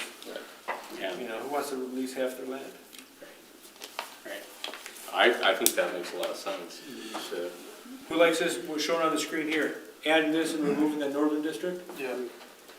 That's better if you're going off the assumption we have to give anything, right? So Well, I'm in agreement. I mean, I don't want to, that's what I'm saying, yeah, it's yeah. better, yeah. All right. It's better, and it addresses some of the concerns of the county in terms of environmental impact. Yep. And I think Yeah, there's always gonna be a little bit of a wetland here on a certain property. We're not gonna draw around that, But I think the northern section was primarily a highly natural habitat, or whatever they said, class 5 or something like that, but. All right, are we good with direction to Gage on this? You got it, Gage, do you see this area here? Do you wanna, oh yeah, I got it. even before you prepare all the maps, if you wanna just send here's a quick snip of the area, just to confirm that, hey, you got it right before you, because I do like that you're preparing existing land use, future land use, zoning, Oh, yeah. and stuff like that, but, so, which I don't know. Oh, how absolutely. long all this Yeah, takes. I took a screenshot of this, so All right. I'll go ahead and, Good. I'll send a snip with whatever area we come up with on that one. Thank you so much. Any other comments on the overlay? Like I said, those other minor comments, label it the renewable energy, and I like how you have the acres on there, that's very nice. Yep, we will get those handled, and, yeah, I'll coordinate with Ross on any data updates. Data updates. Why don't you put a total acreage down here? Yep. Got it. All right, that concludes that business item. Moving on to medical marijuana, Michigan Medical Marijuana Act caregiver regulations, which Gage is also helping us with. Yes. I can I'll just run through this report if that's all right. Yep, I'd like you to do that. Okay, yeah. So we did get direction from you at your last meeting to start with drafting an amendment process to kind of correct some of any outstanding issues related to growth operations. And we kind of outlined this schedule and got a little shifted just because of the rescheduling. But I think we can stay on track to get this these updates before the moratorium expires. So right now we're at the, we're trying to confirm the issues and discuss our recommended changes at this point. So moving through on page 2 of this report, we identified 3 sort of main issues that we really need to address, and that's impact on residences. So making sure that these caregiver operations are located in the appropriate district, and that's keeping them mainly industrial, and having them step back from residents and making sure that there's enough distance between operations as well. Again, I touched on it, appropriate districts for those uses, the grow operations, those really should be in the industrial zones. So we'll kind of look towards making any changes to keep it tight there. And of course, just the regulation of different characteristics. So, like I said, grow operations are a little more intense. They need a little bit more specialized regulation. And we don't have a ton of specific standards for unregulated grow operations. So we want some specific local language that can address any issues that we identify here. And a more specific approach for border control. I think that was an issue that was brought up at the last meeting. I think it's wise to include those environmental impacts in any provisions. We did run through your section 2155 and identified some areas for improvement. Just making sure that there's really concise language. We want this to be clean, we want it to be tight, and we want it to be enforceable. So we really want to focus on our zoning related issues only. And there's some holdover language talking about, regulating marijuana as a controlled substance. We're kind of past that. So we'll just focus on the local issues as it pertains to zoning. We have a definition on collective cooperative dispensary uses, but it's sort of restricted later on in the ordinance. But it is not a legal use permitted by any sort of statute. So we wanted to understand if there was any specific concerns from you around the use for dispensaries, recreational marijuana. And I will pause at the end of this section just to kind of get your take on these. Good pause. Okay, keep going, but good pause a minute when you're through with it. Yep, absolutely. Again, border control, that was brought up last time. We do need some more language, and that can include references to advances in filtration and technology. And we think that we can get some good language that is concise and focused on minimizing the effect I have worked in a few different communities with pretty strong ordinances, and I know Mario is really well versed in this, so we can get a really enforceable document. The same thing with security. I think this is really mostly addressed in state law, but we could just add some language, supplemental language to address any local concerns. Wastewater, this can have a significant impact. You know, the grow operations use a ton of water. And so with the intensity of uses, we want to sort of create language that is specific to the different site characteristics. We mentioned regulation characteristics earlier. So making sure that the regulations match the character of the use, that just makes sense. Site plan versus special land use review. We do recommend that this goes through just site plan review. You recognize that special land use review adds, you know, some additional layers of, I guess, discretion. But these special land uses run with the land, and it's kind of hard to get away from those. So we'll want to discuss that approval process in a little more detail. And then, of course, state registration, local licensing. If we're complying with standards in the community, then we need to establish a specific review, approval, licensing, and enforcement process. So those are the key recommended changes. And I'll pause here just to kind of get your feedback on that.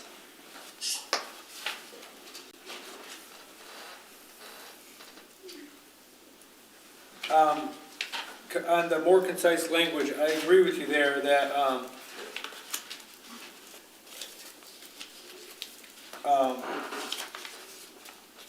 like somehow it's got to be.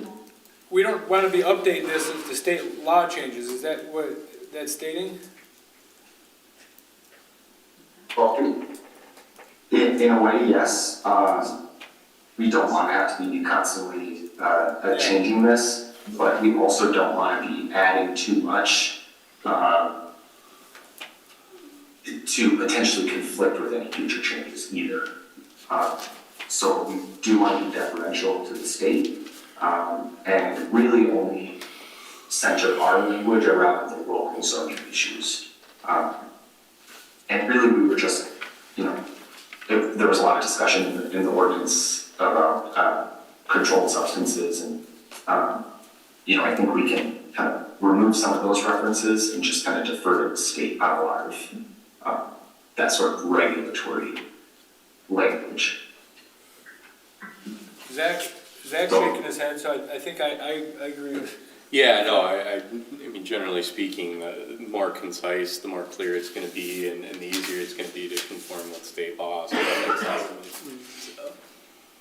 Yeah, it's kind of like threading a needle. Like, you want to be general enough to where you don't have to constantly update things when the state law changes, but you do have to be concise and specific to your local issues. So, you know, we'll work with you on that, on what that language is going to look like. On the collective cooperation or dispensary, I think,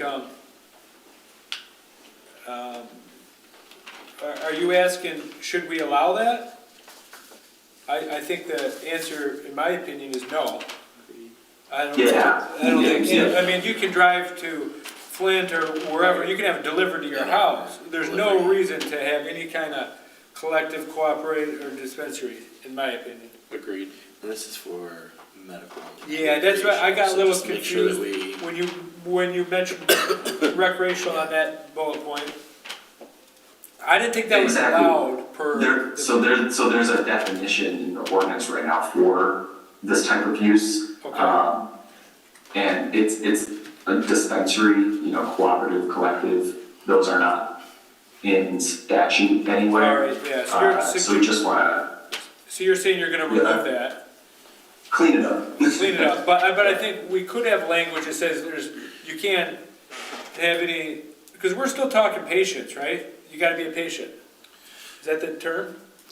Remember, there's like 5 patients per operation, well, up to 1, up to 5. Right. So I think before, we always said, there's no pickup or drop off at the site, you gotta deliver it outside of the site, right? Yeah, that's right. Yeah. Yes, yep, that's correct. Yeah, and the caregiver operations are pretty specific in how the dispensing happens and things of that nature already. We should stay with those tough things Yeah. regardless. Odor control? That's big. Big, Huge. Yeah, that's gonna be yeah, that's a big one. I don't, language is needed to regulate it. That's something I don't know about. How do you regulate it? I've heard there's ways. We've talked about that on other applications, but it's not something that's as cut and dry as, noise, for example. Noise you can measure very easily. And the technology's always changing, right, in terms of, levels of filtration and, kind of making sure that also enforcement is something that plays a key role in odor control because, you don't know if it's an issue unless you end up smelling it. And then what do? If there are outdated methods of filtration or they're not dispensing a waste or product or whatever it might be properly, that is something that we can, again, be a little general, but state, the facilities need to comply with the highest and most current technologies to limit odor control, limit odor and, reduce nuisances. And of course, again, comes into play, right? Is it possible to explore emissions testing? Because obviously with odor, you're talking about some sort of emissions of something that's probably an instruments out there or that would be able to sense that, just like sound or other things. I'm not sure what's... I want to explore that myself. I don't know of the any methods or testing that sort of the emissions testing, as you said. But Mario's a good guy. He'll be able to get some input on that one. Because you'll need it for the water too, Gage, right? You'll need it for the water or any runoff, the wastewater as well. Exactly. So. Exactly. Odor, wastewater, and of course just your basic screening and distance requirements, your buffers. Those are all kind of environmental considerations. Right. And reducing impact. That's. And my guess is if somebody's complained about it, somebody's found an instrument to sense it and test it and measure it. Again, I'm not pretty on the tech side of the testing, but I will get more information on that. Yeah. I want to say the wastewater, if they're growing it in hydroponics with chemicals, that's possibly going into the sewer. Yeah, so one thing that I think it came up in some of the other times we've had these applications before us is that they have to provide the data sheets on the materials they're using for, like Bill mentioned, for growing, fertilizing, cleaning, all those things. I think that should be part of their application to us, to tell us exactly what they're using. And then can we put in there something about that, we're gonna have it tested by our independent testing agency? Yeah, that's critical. And they gotta pay for it. At their cost, yeah. Yeah, absolutely. Because then they say they're using one thing and then they don't use it. Right. Or they. Is there a way that you can have them regularly test and record? Oh, yeah, I'd say regularly test. Not just one Figure out, time, like, they'll what change regular- their mixture. Yeah, exactly. Or random. Random tests, Yeah. even better. Yeah. Regular random tests. Yeah, so with all of this, wastewater odor control, we'll be asking for those spec sheets, as part of the review process, and then yes, either third-party testing or, them having to submit or pay for us to come out and test. that we should have some sort of an interval or a schedule for that. Absolutely. Yeah, at least a testing agency selected by the township. I mean, I don't think we want to test ourselves. No. But. Right. Allow them to pick them. And, you know, these licenses have to be renewed every year, so, you know, generally you have to submit everything that you submitted for the original license to get renewed. So we'll need updated spec sheets, we'll need updated tests, all of that. But doing things in the interim is also really important. I think the security consideration, we kind of jumped past it, it made sense, but I think, whatever Mario might recommend in terms of supplement to state law would be good. And that one depends on the site too, so I Yeah. think we're gonna wanna have some kind of site plan review on that, but, definitely some minimums. Yeah. Yes, and it's also worth, we'll be bringing in any sort of, public safety on the township side to sort of review, making sure that they have access to video feeds, that sort of thing. It is spelled out in state law, but I think we can definitely beef it up in the township's ordinance. Okay. I delivered equipment to the one in Pinconning, and they have a security guard with a gate. Oh, yeah? Yeah. Didn't that one shut down? Oh, I don't know. You're over there buying, Yeah, it's kind of going a little bit above and beyond in a way, just making sure that, and that's okay. It just needs to be commensurate with the type of use.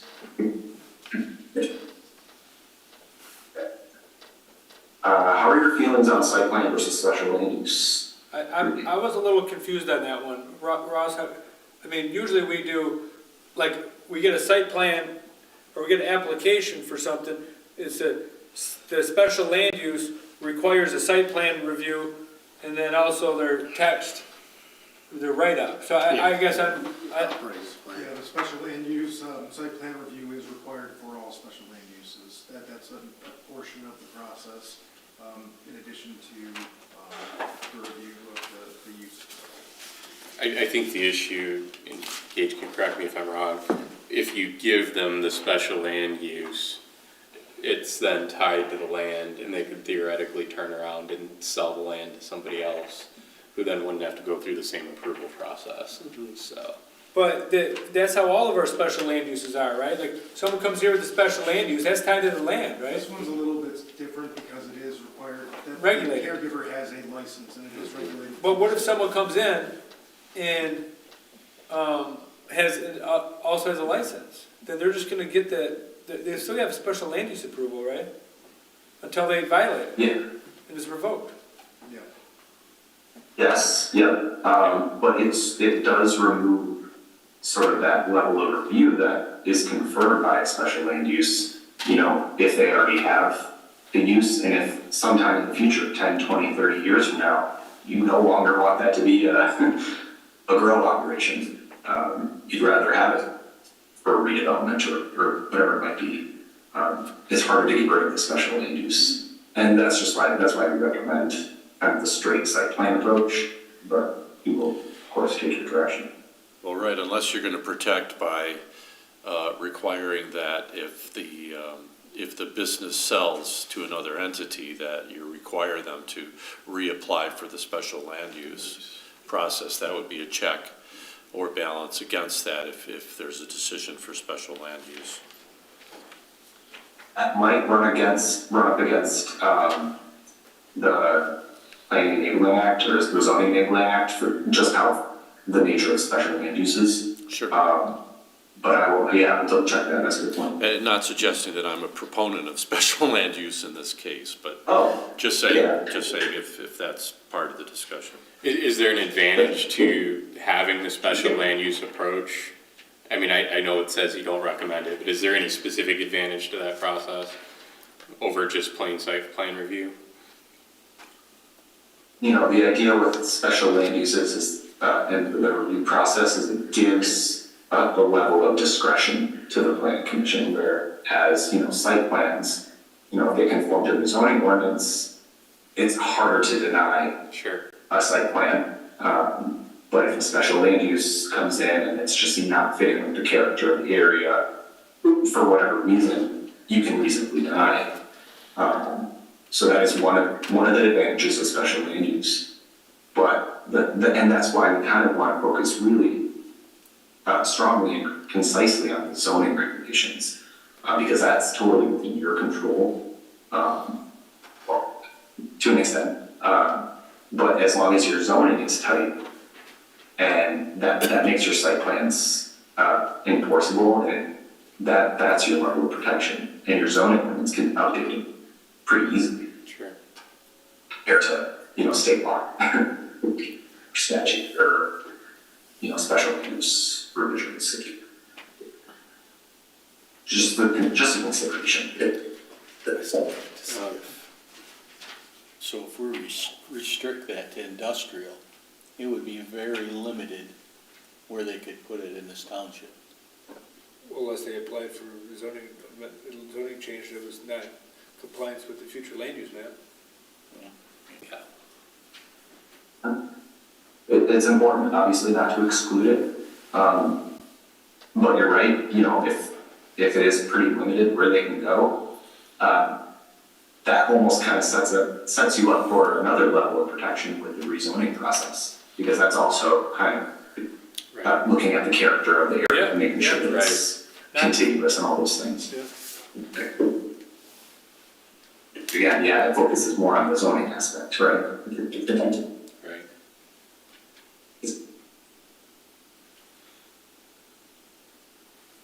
But I'm gonna check on, what sort of provisions might be available for renewing or reestablishing a special land use with a new operation. I will look into that. In your recommendation, I don't see anything that's specific around, still an industrial area could back up to a school area or bus stops or other things like that. Do you intend to add some language still for those protections? Sure. Oh, absolutely. Okay. And I think it kind of goes back to the section above, just making sure that the impact on residences and those sensitive uses are done through setback regulations and distance provisions between separate operations. And we can definitely have site development standards for specific uses too. So that's common in a lot of ordinances, and I think ensuring a higher level of screening, buffers, and the distances is kind of where you keep. Because what's a church to someone that sells alcohol, 1,000 feet? I don't know, but they can always get around it, right, if the church agrees? No, I don't think so. Yeah, they build bars right by the church all the time. Downtown Fed, they got one right across the street from there. Oh, Fenton's Oh, probably yeah. That's probably different. Well, I think they have to get permission from the church. I probably get a variance or something. 500 feet. Yeah, but they can get around it, but you set the rules and then you could at least, could waive it or something maybe, but at least we have the rules set. Right. I can't imagine that there's gonna be many of these. How couldn't you? There's 20 stores where you can buy this stuff. Well, it's getting pretty cutthroat, I think. With A it. lot of them are closing. Yeah, okay. When I traveled to the UP, the market is level now. Crashed. Yeah.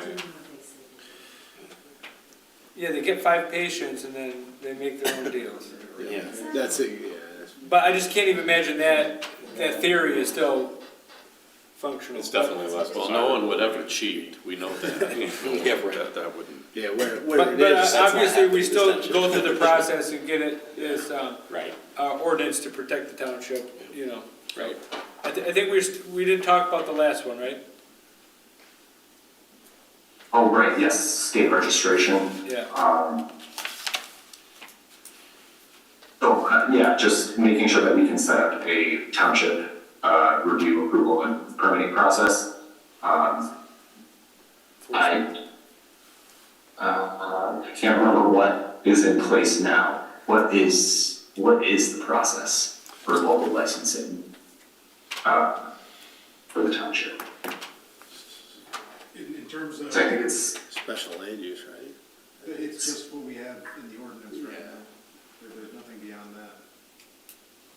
We just require proof of licensing provided to us as part of the application. But we don't license by No, any we do means, not. right? It's just the state license, a proof of license, Part right? of the application. yeah, so, you know, when you're, does the township do business licensing, generally? Ross is shaking his head no. No. Yeah, so again, you know, if we're going to potentially establish some sort of a local, I want to say licensing, well, yeah, local licensing, if that is something that we want to consider establishing, that's on top of, you know, state registration and state licensing. That is something that would require annual renewals, at both the state and local level. Obviously, you know, you can tailor your reviews, your approvals, and your enforcement processes sort of around, whatever, approval workflows you have. So I just want to make sure that we can at least propose, you know, a process for you all. Obviously, we'll discuss specifics and details at a later time, but it's going to be important to kind of have that baked into the ordinance. I guess you'd have to weigh the volume of licensing applicants to the amount of effort it would be to put in place a licensing system, right? I mean, we're talking one, maybe two, I don't know. I don't know that would necessarily warrant investing in a licensing system for us to set up, right? But if there's an advantage of it by tightening up the ordinance better or more controls, then it could be considered. There might be something to weigh there. Have you been involved with any licenses for local? Yes, so, in a smaller community, it's a village of Lake Orion. And someone comes in for marijuana, you know, they have to go through the state, licensing, but there is also a pretty detailed, marijuana licensing at the local level. And they have a cap on the number of, licenses that they give out. So even if you have a state license, you know, Lake Orion only has so many licenses to hand out, and that's another way to kind of, you know, keep the cap on these things. It sounds like there might, you know, there's kind of just a geographical cap perhaps, or a zoning cap. I know at Lake Orion they did a buffer analysis on sensitive uses, and they could really only locate maybe a dozen parcels where these facilities could even be established. But still, they went forward with the, you know, establishing the cap and kind of baking in some local processes for review and licensing. I don't think it would necessarily have to be super involved on the township's part either, I mean, but I would be interested in seeing the language, yeah. Yeah, it's pretty low key. Obviously, we're kind of relying on, you know, the state doing the bulk of the licensing legwork. But for us, it gives you some regulatory mechanism to enforce. But yeah, Lake Orion only has 2 operations themselves, and they're actually recreational, so it's a little bit different of a ballgame.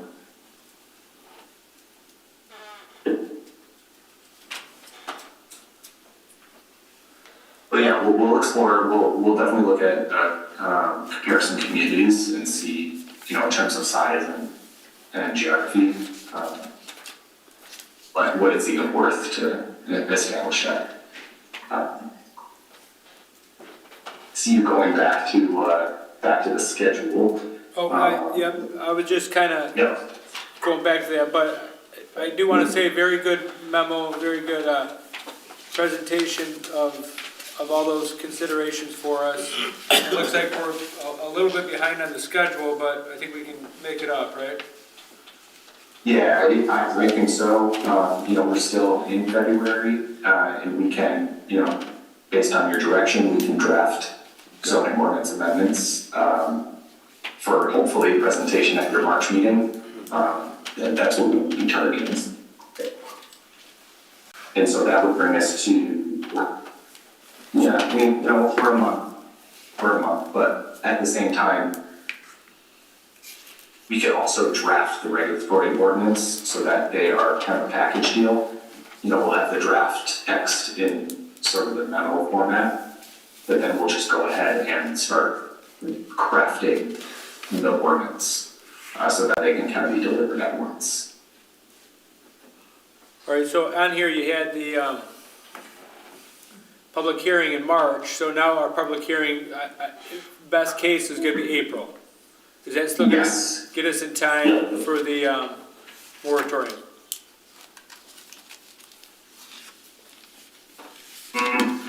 I think so, because even if the board hears the amendments and adopts it in June, that's still before the expiration date. All right. And we can always work on establishing the application review process kind of through the ordinance drafting. All right.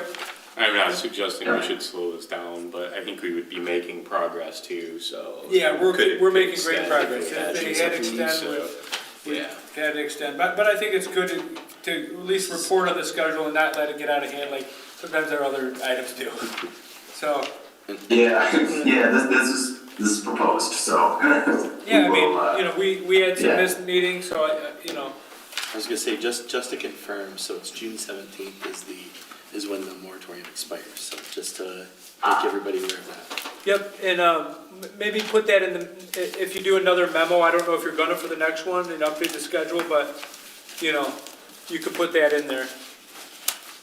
Just to we will produce another memo, and also just kind of that draft ordinance text for you. Thank you. And nothing obviously will be, everything will be in match. Any other planning commission comments on this item? All right, Gage, you got all the input from us that you need to move forward? Yes, I do believe so. If I have any questions, I will of course let you know. Yep, send them to Ross and he'll send them through to us. All right, thank you so much, Gage. I think you're probably free and clear to go. We're gonna move to public comment and then adjournment, so thank you, have a good night. I appreciate it, guys. Yeah, have a good night. Thank you. Bye. Bye. Bye-bye. You can end it, Zach. Okay, that item is done. Moving on to call to the public. Anybody have any comments on any items at all?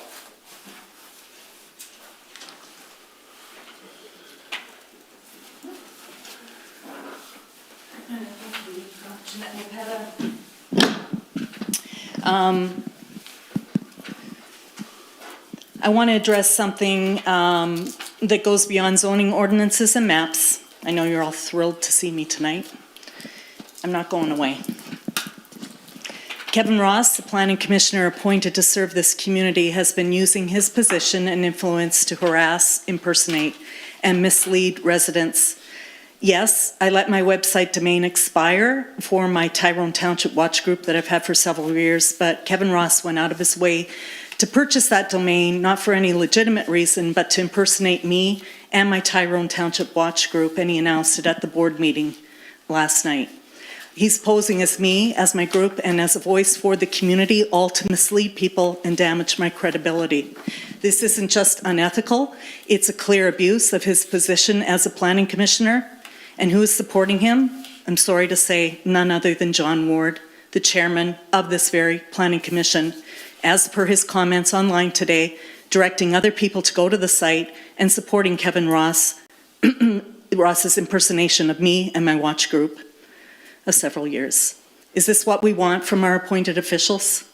Kevin Ross isn't just targeting me, he's deliberately harassing my friends, Becky and Mike from Bare Naked Wood, and trying to harm their business. He has spread lies about them online, tried to stir up trouble, and is actively working to damage their reputations.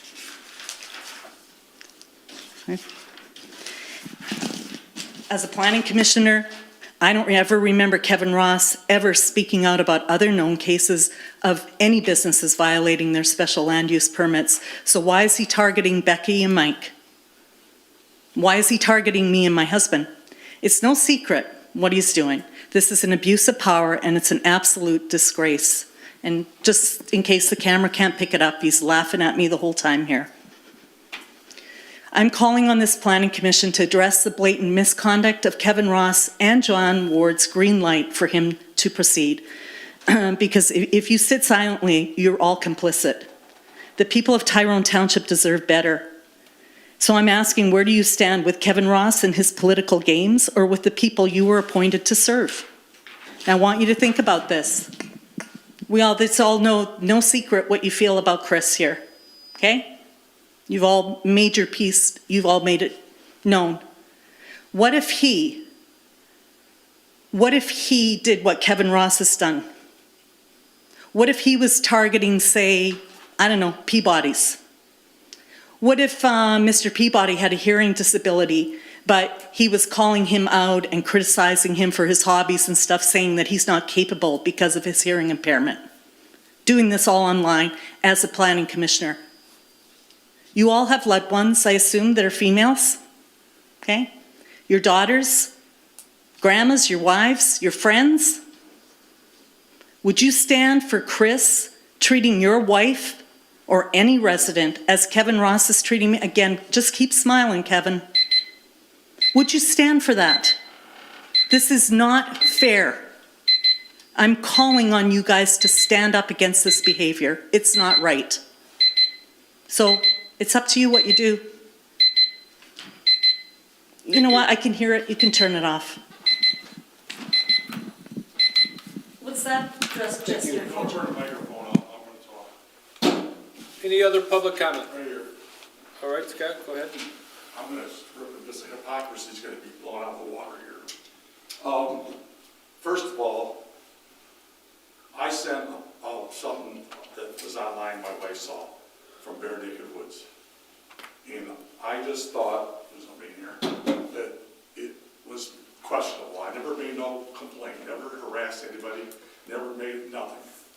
It was delivered to you, right? Okay. I didn't make any determination on whether it was illegal or not, okay? So here's my statement. I hope you tell the Millards, that the planning commission members, that I made no written complaint on Bare Naked Wood. I only showed the township what Bare Naked Wood they advertise on their Facebook page. All the info I showed you is on their Facebook page. They have already told the residents what they're doing on that page. The resident, it appears that there are many violations, but it's on the township officials and attorney to determine that. I think another thing that bothers me, it appears Ropetas and the Millards are good friends, in which Jeanette admitted last night. They also sell healthcare products together, in which they held an event, two-day event there, yes, last 2 nights, which it appears is the pictures and the videos, Bare Naked Woods page, on Jeanette's page, they do markets together, they sell products, and pics also show the Ropetas were involved in hosting this event. Oh my. She had a tag on her outfit. I was a guest. She were the host. I'm a guest. Anyways, this was a violation. If this wasn't a violation, I feel it's necessary to have Chris recuse himself on the whole issue when this comes to the board and planning commission, if you guys determine this as an issue. I never attacked her. Last night I was told I was harassing her. I wasn't. No complaints. The biggest thing is you guys are going to get in this, you guys have already saw it. They are using their property for an RV park. They had 85, everything she says, it's a public page where she's advertising. She had up to 85 RVs there this summer, 10 at one time. She was hoping to have 100. This is all her words. She was hoping to have 100, okay? She also talked that she had space to move back and add more RVs there. She caged in an area, and this is all on her page. This is out of her mouth. She has a dog pen set up where she's renting. People bring their dogs there and run their dogs. And there's many other issues. But you know what? I am not making a complaint. I'm bringing it to the planning commission's attention. Okay? Chris, you guys are good friends. I can't see that you didn't see this. You already know that you had to know some of this was bad. But it's not for me to determine whether it's a violation. Okay? It's not for me to do that. But this is, that really bothers me. An RV park? They're advertising people, they're into the dogs and the RVs. They're into like a little plan where these people are in these groups, they pay so much money, and they stay at these places. They're required to spend $30 at the places they stay. They pay no money, but they're required to pay $30, at least $30 of material. The dogs, I don't know what they're charging for rent, but that's another thing that is advertised. Ross has got it all, and it was all provided for her. It all came off her webpage, not from, anybody could go through there. She's advertising it. Thank you for your comment, Scott. Any other public comment? Go ahead.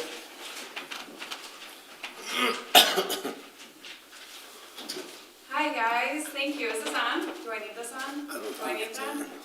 Do I need it on? I don't know. Oh, actually, I need one thing, though. I need my phone. I'm sorry about that. So if you don't know who I am, I'm Becky Millark. My husband, Mike, and I own Bare Naked Wood. I just want to thank Scott for all of his due diligence he's done in my personal life, in my business life. Thank you, Scott, so much for everything you've done. And then I really want to thank Kevin so much for harassing my business on the Friends of Tyrone Township Facebook page. So Scott, you guys, gotta quiet down during the public comment. Thank you so much. All right. So I'll just read what one of our public officials wrote about my personal business. I've never been charged with anything. Yes, a letter was sent to our home. My husband and I addressed the letter that same day. And now we've been threatened by Kevin online.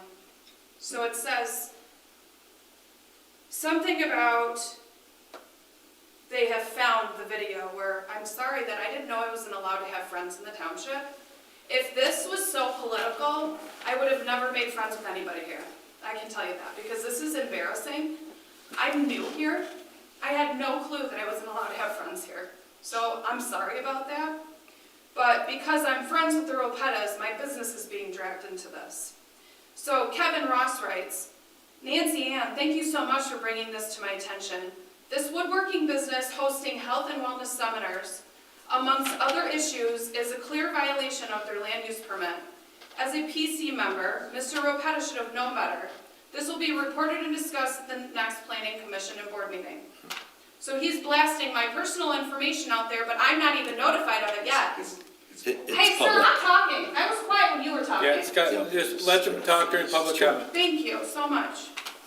Then, Kelly writes in here, I love how she said electrical stuff. And then he corrected her by saying sound, seriously. Number one, to make fun of a man that has hearing impairment is ridiculous. You guys are disgusting human beings. Yes, you are. You're a disgusting human being for making fun of a man. No personal attacks, first of all, and that was untrue, so. Oh, okay. Kelly, to me, this is Mr. Ross here. This flagrant land use violation, which I've not been notified of yet, and aiding in it, and it means far more to me than whether he potentially lied about an ADA request. Pulling me into whatever personal you have going on here, into this mess, is a harassment on my business. You are a public official. You should be embarrassed. How dare you embarrass my business? We're a small business trying to make it, and you're gonna pull me into this bullshit? Then you have the audacity, because I take it down from Kelly. I block her, she can't see it. You have the audacity to go on my Bare Naked Wood page, you videotape it, and then you upload it, so the whole, yes you did. Would you guys like to see this? Yeah. Can I respond? No. Actually, we're probably. Finish up your comment and then. I saw that the video was not available. I grabbed a copy here. Mr. Kevin Ross. Oh, then Kelly. I love how she said, oh, that was the electrical thing. Kevin Ross. I think we're getting off the topic here at hand. Although the ADA status is made something he goodwill, the commission to file a planning commission, ex officio, whatever, and even worse, township and board member should not be part of this flagrant land use violation. Aiding in it means far more to me than issue over hearing impairment. Bare Naked Wood was sent a letter of violation from the Planning and Zoning Department many days prior to this health meeting and set up a health meeting due to a complaint. And I did write a letter back, and I never heard back from you. From him. I don't care. I didn't hear back from anybody. But how dare you harass my business online? And if you think that I'm going to stand here, the owner of Bare Naked Wood, and be publicly humiliated by you, you're wrong. Thank you for your comment. One thing I just want to start off with is that on the planning commission, we work and review special land uses and approve them and agree on all the different terms and all that. And then the zoning department, it's out of the planning commission's department. It goes to the zoning department. Let me finish. And then they enforce it. And we all know our small little township doesn't have a huge wing of enforcement agents around. And we rely on residents to put comments in. Scott puts comments in all the time. Residents do. So we rely on that. Ross isn't driving around the township looking for different things, and he relies on residents to file complaints and reports. And everyone,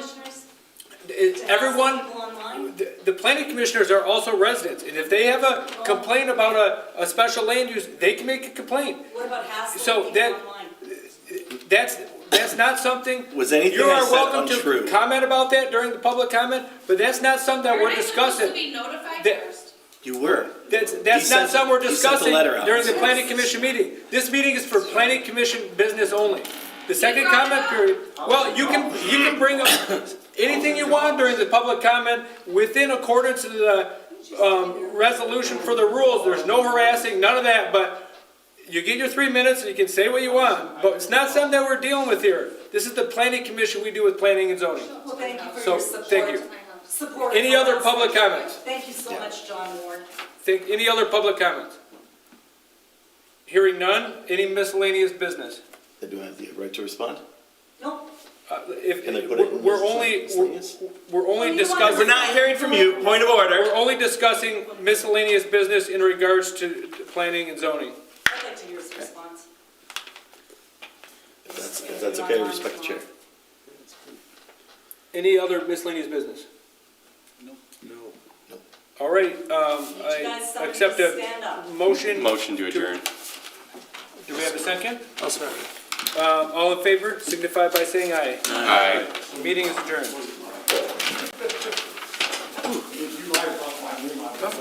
Now you go. I didn't lie. I didn't lie. I never lie. Your name is right all over it. I have your email. Big fish. Would you hear that?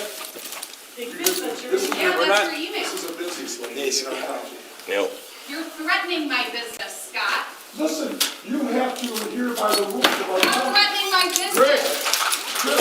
Chris, shame on you. Hey, you guys, Chris, shame on you. no public attacks here. No. Meeting's over, so I don't. You're not gonna tell me shit. You brought these issues up many times. Should have been Ross. He's like, we don't have the You are such a. I don't think we do. Keep on talking stuff. I don't. No, come and tell me that to my face. Guys, how many issues you brought up with other people? Keep on talking. Quit being toxic, Jeanette. You're a coward, leave. She's so toxic. I'm so what? Toxic. Oh, am I? Yes. Okay, I'm toxic, but you're the one who attacked me on. Nobody has attacked you, Jeanette. Yes, you have.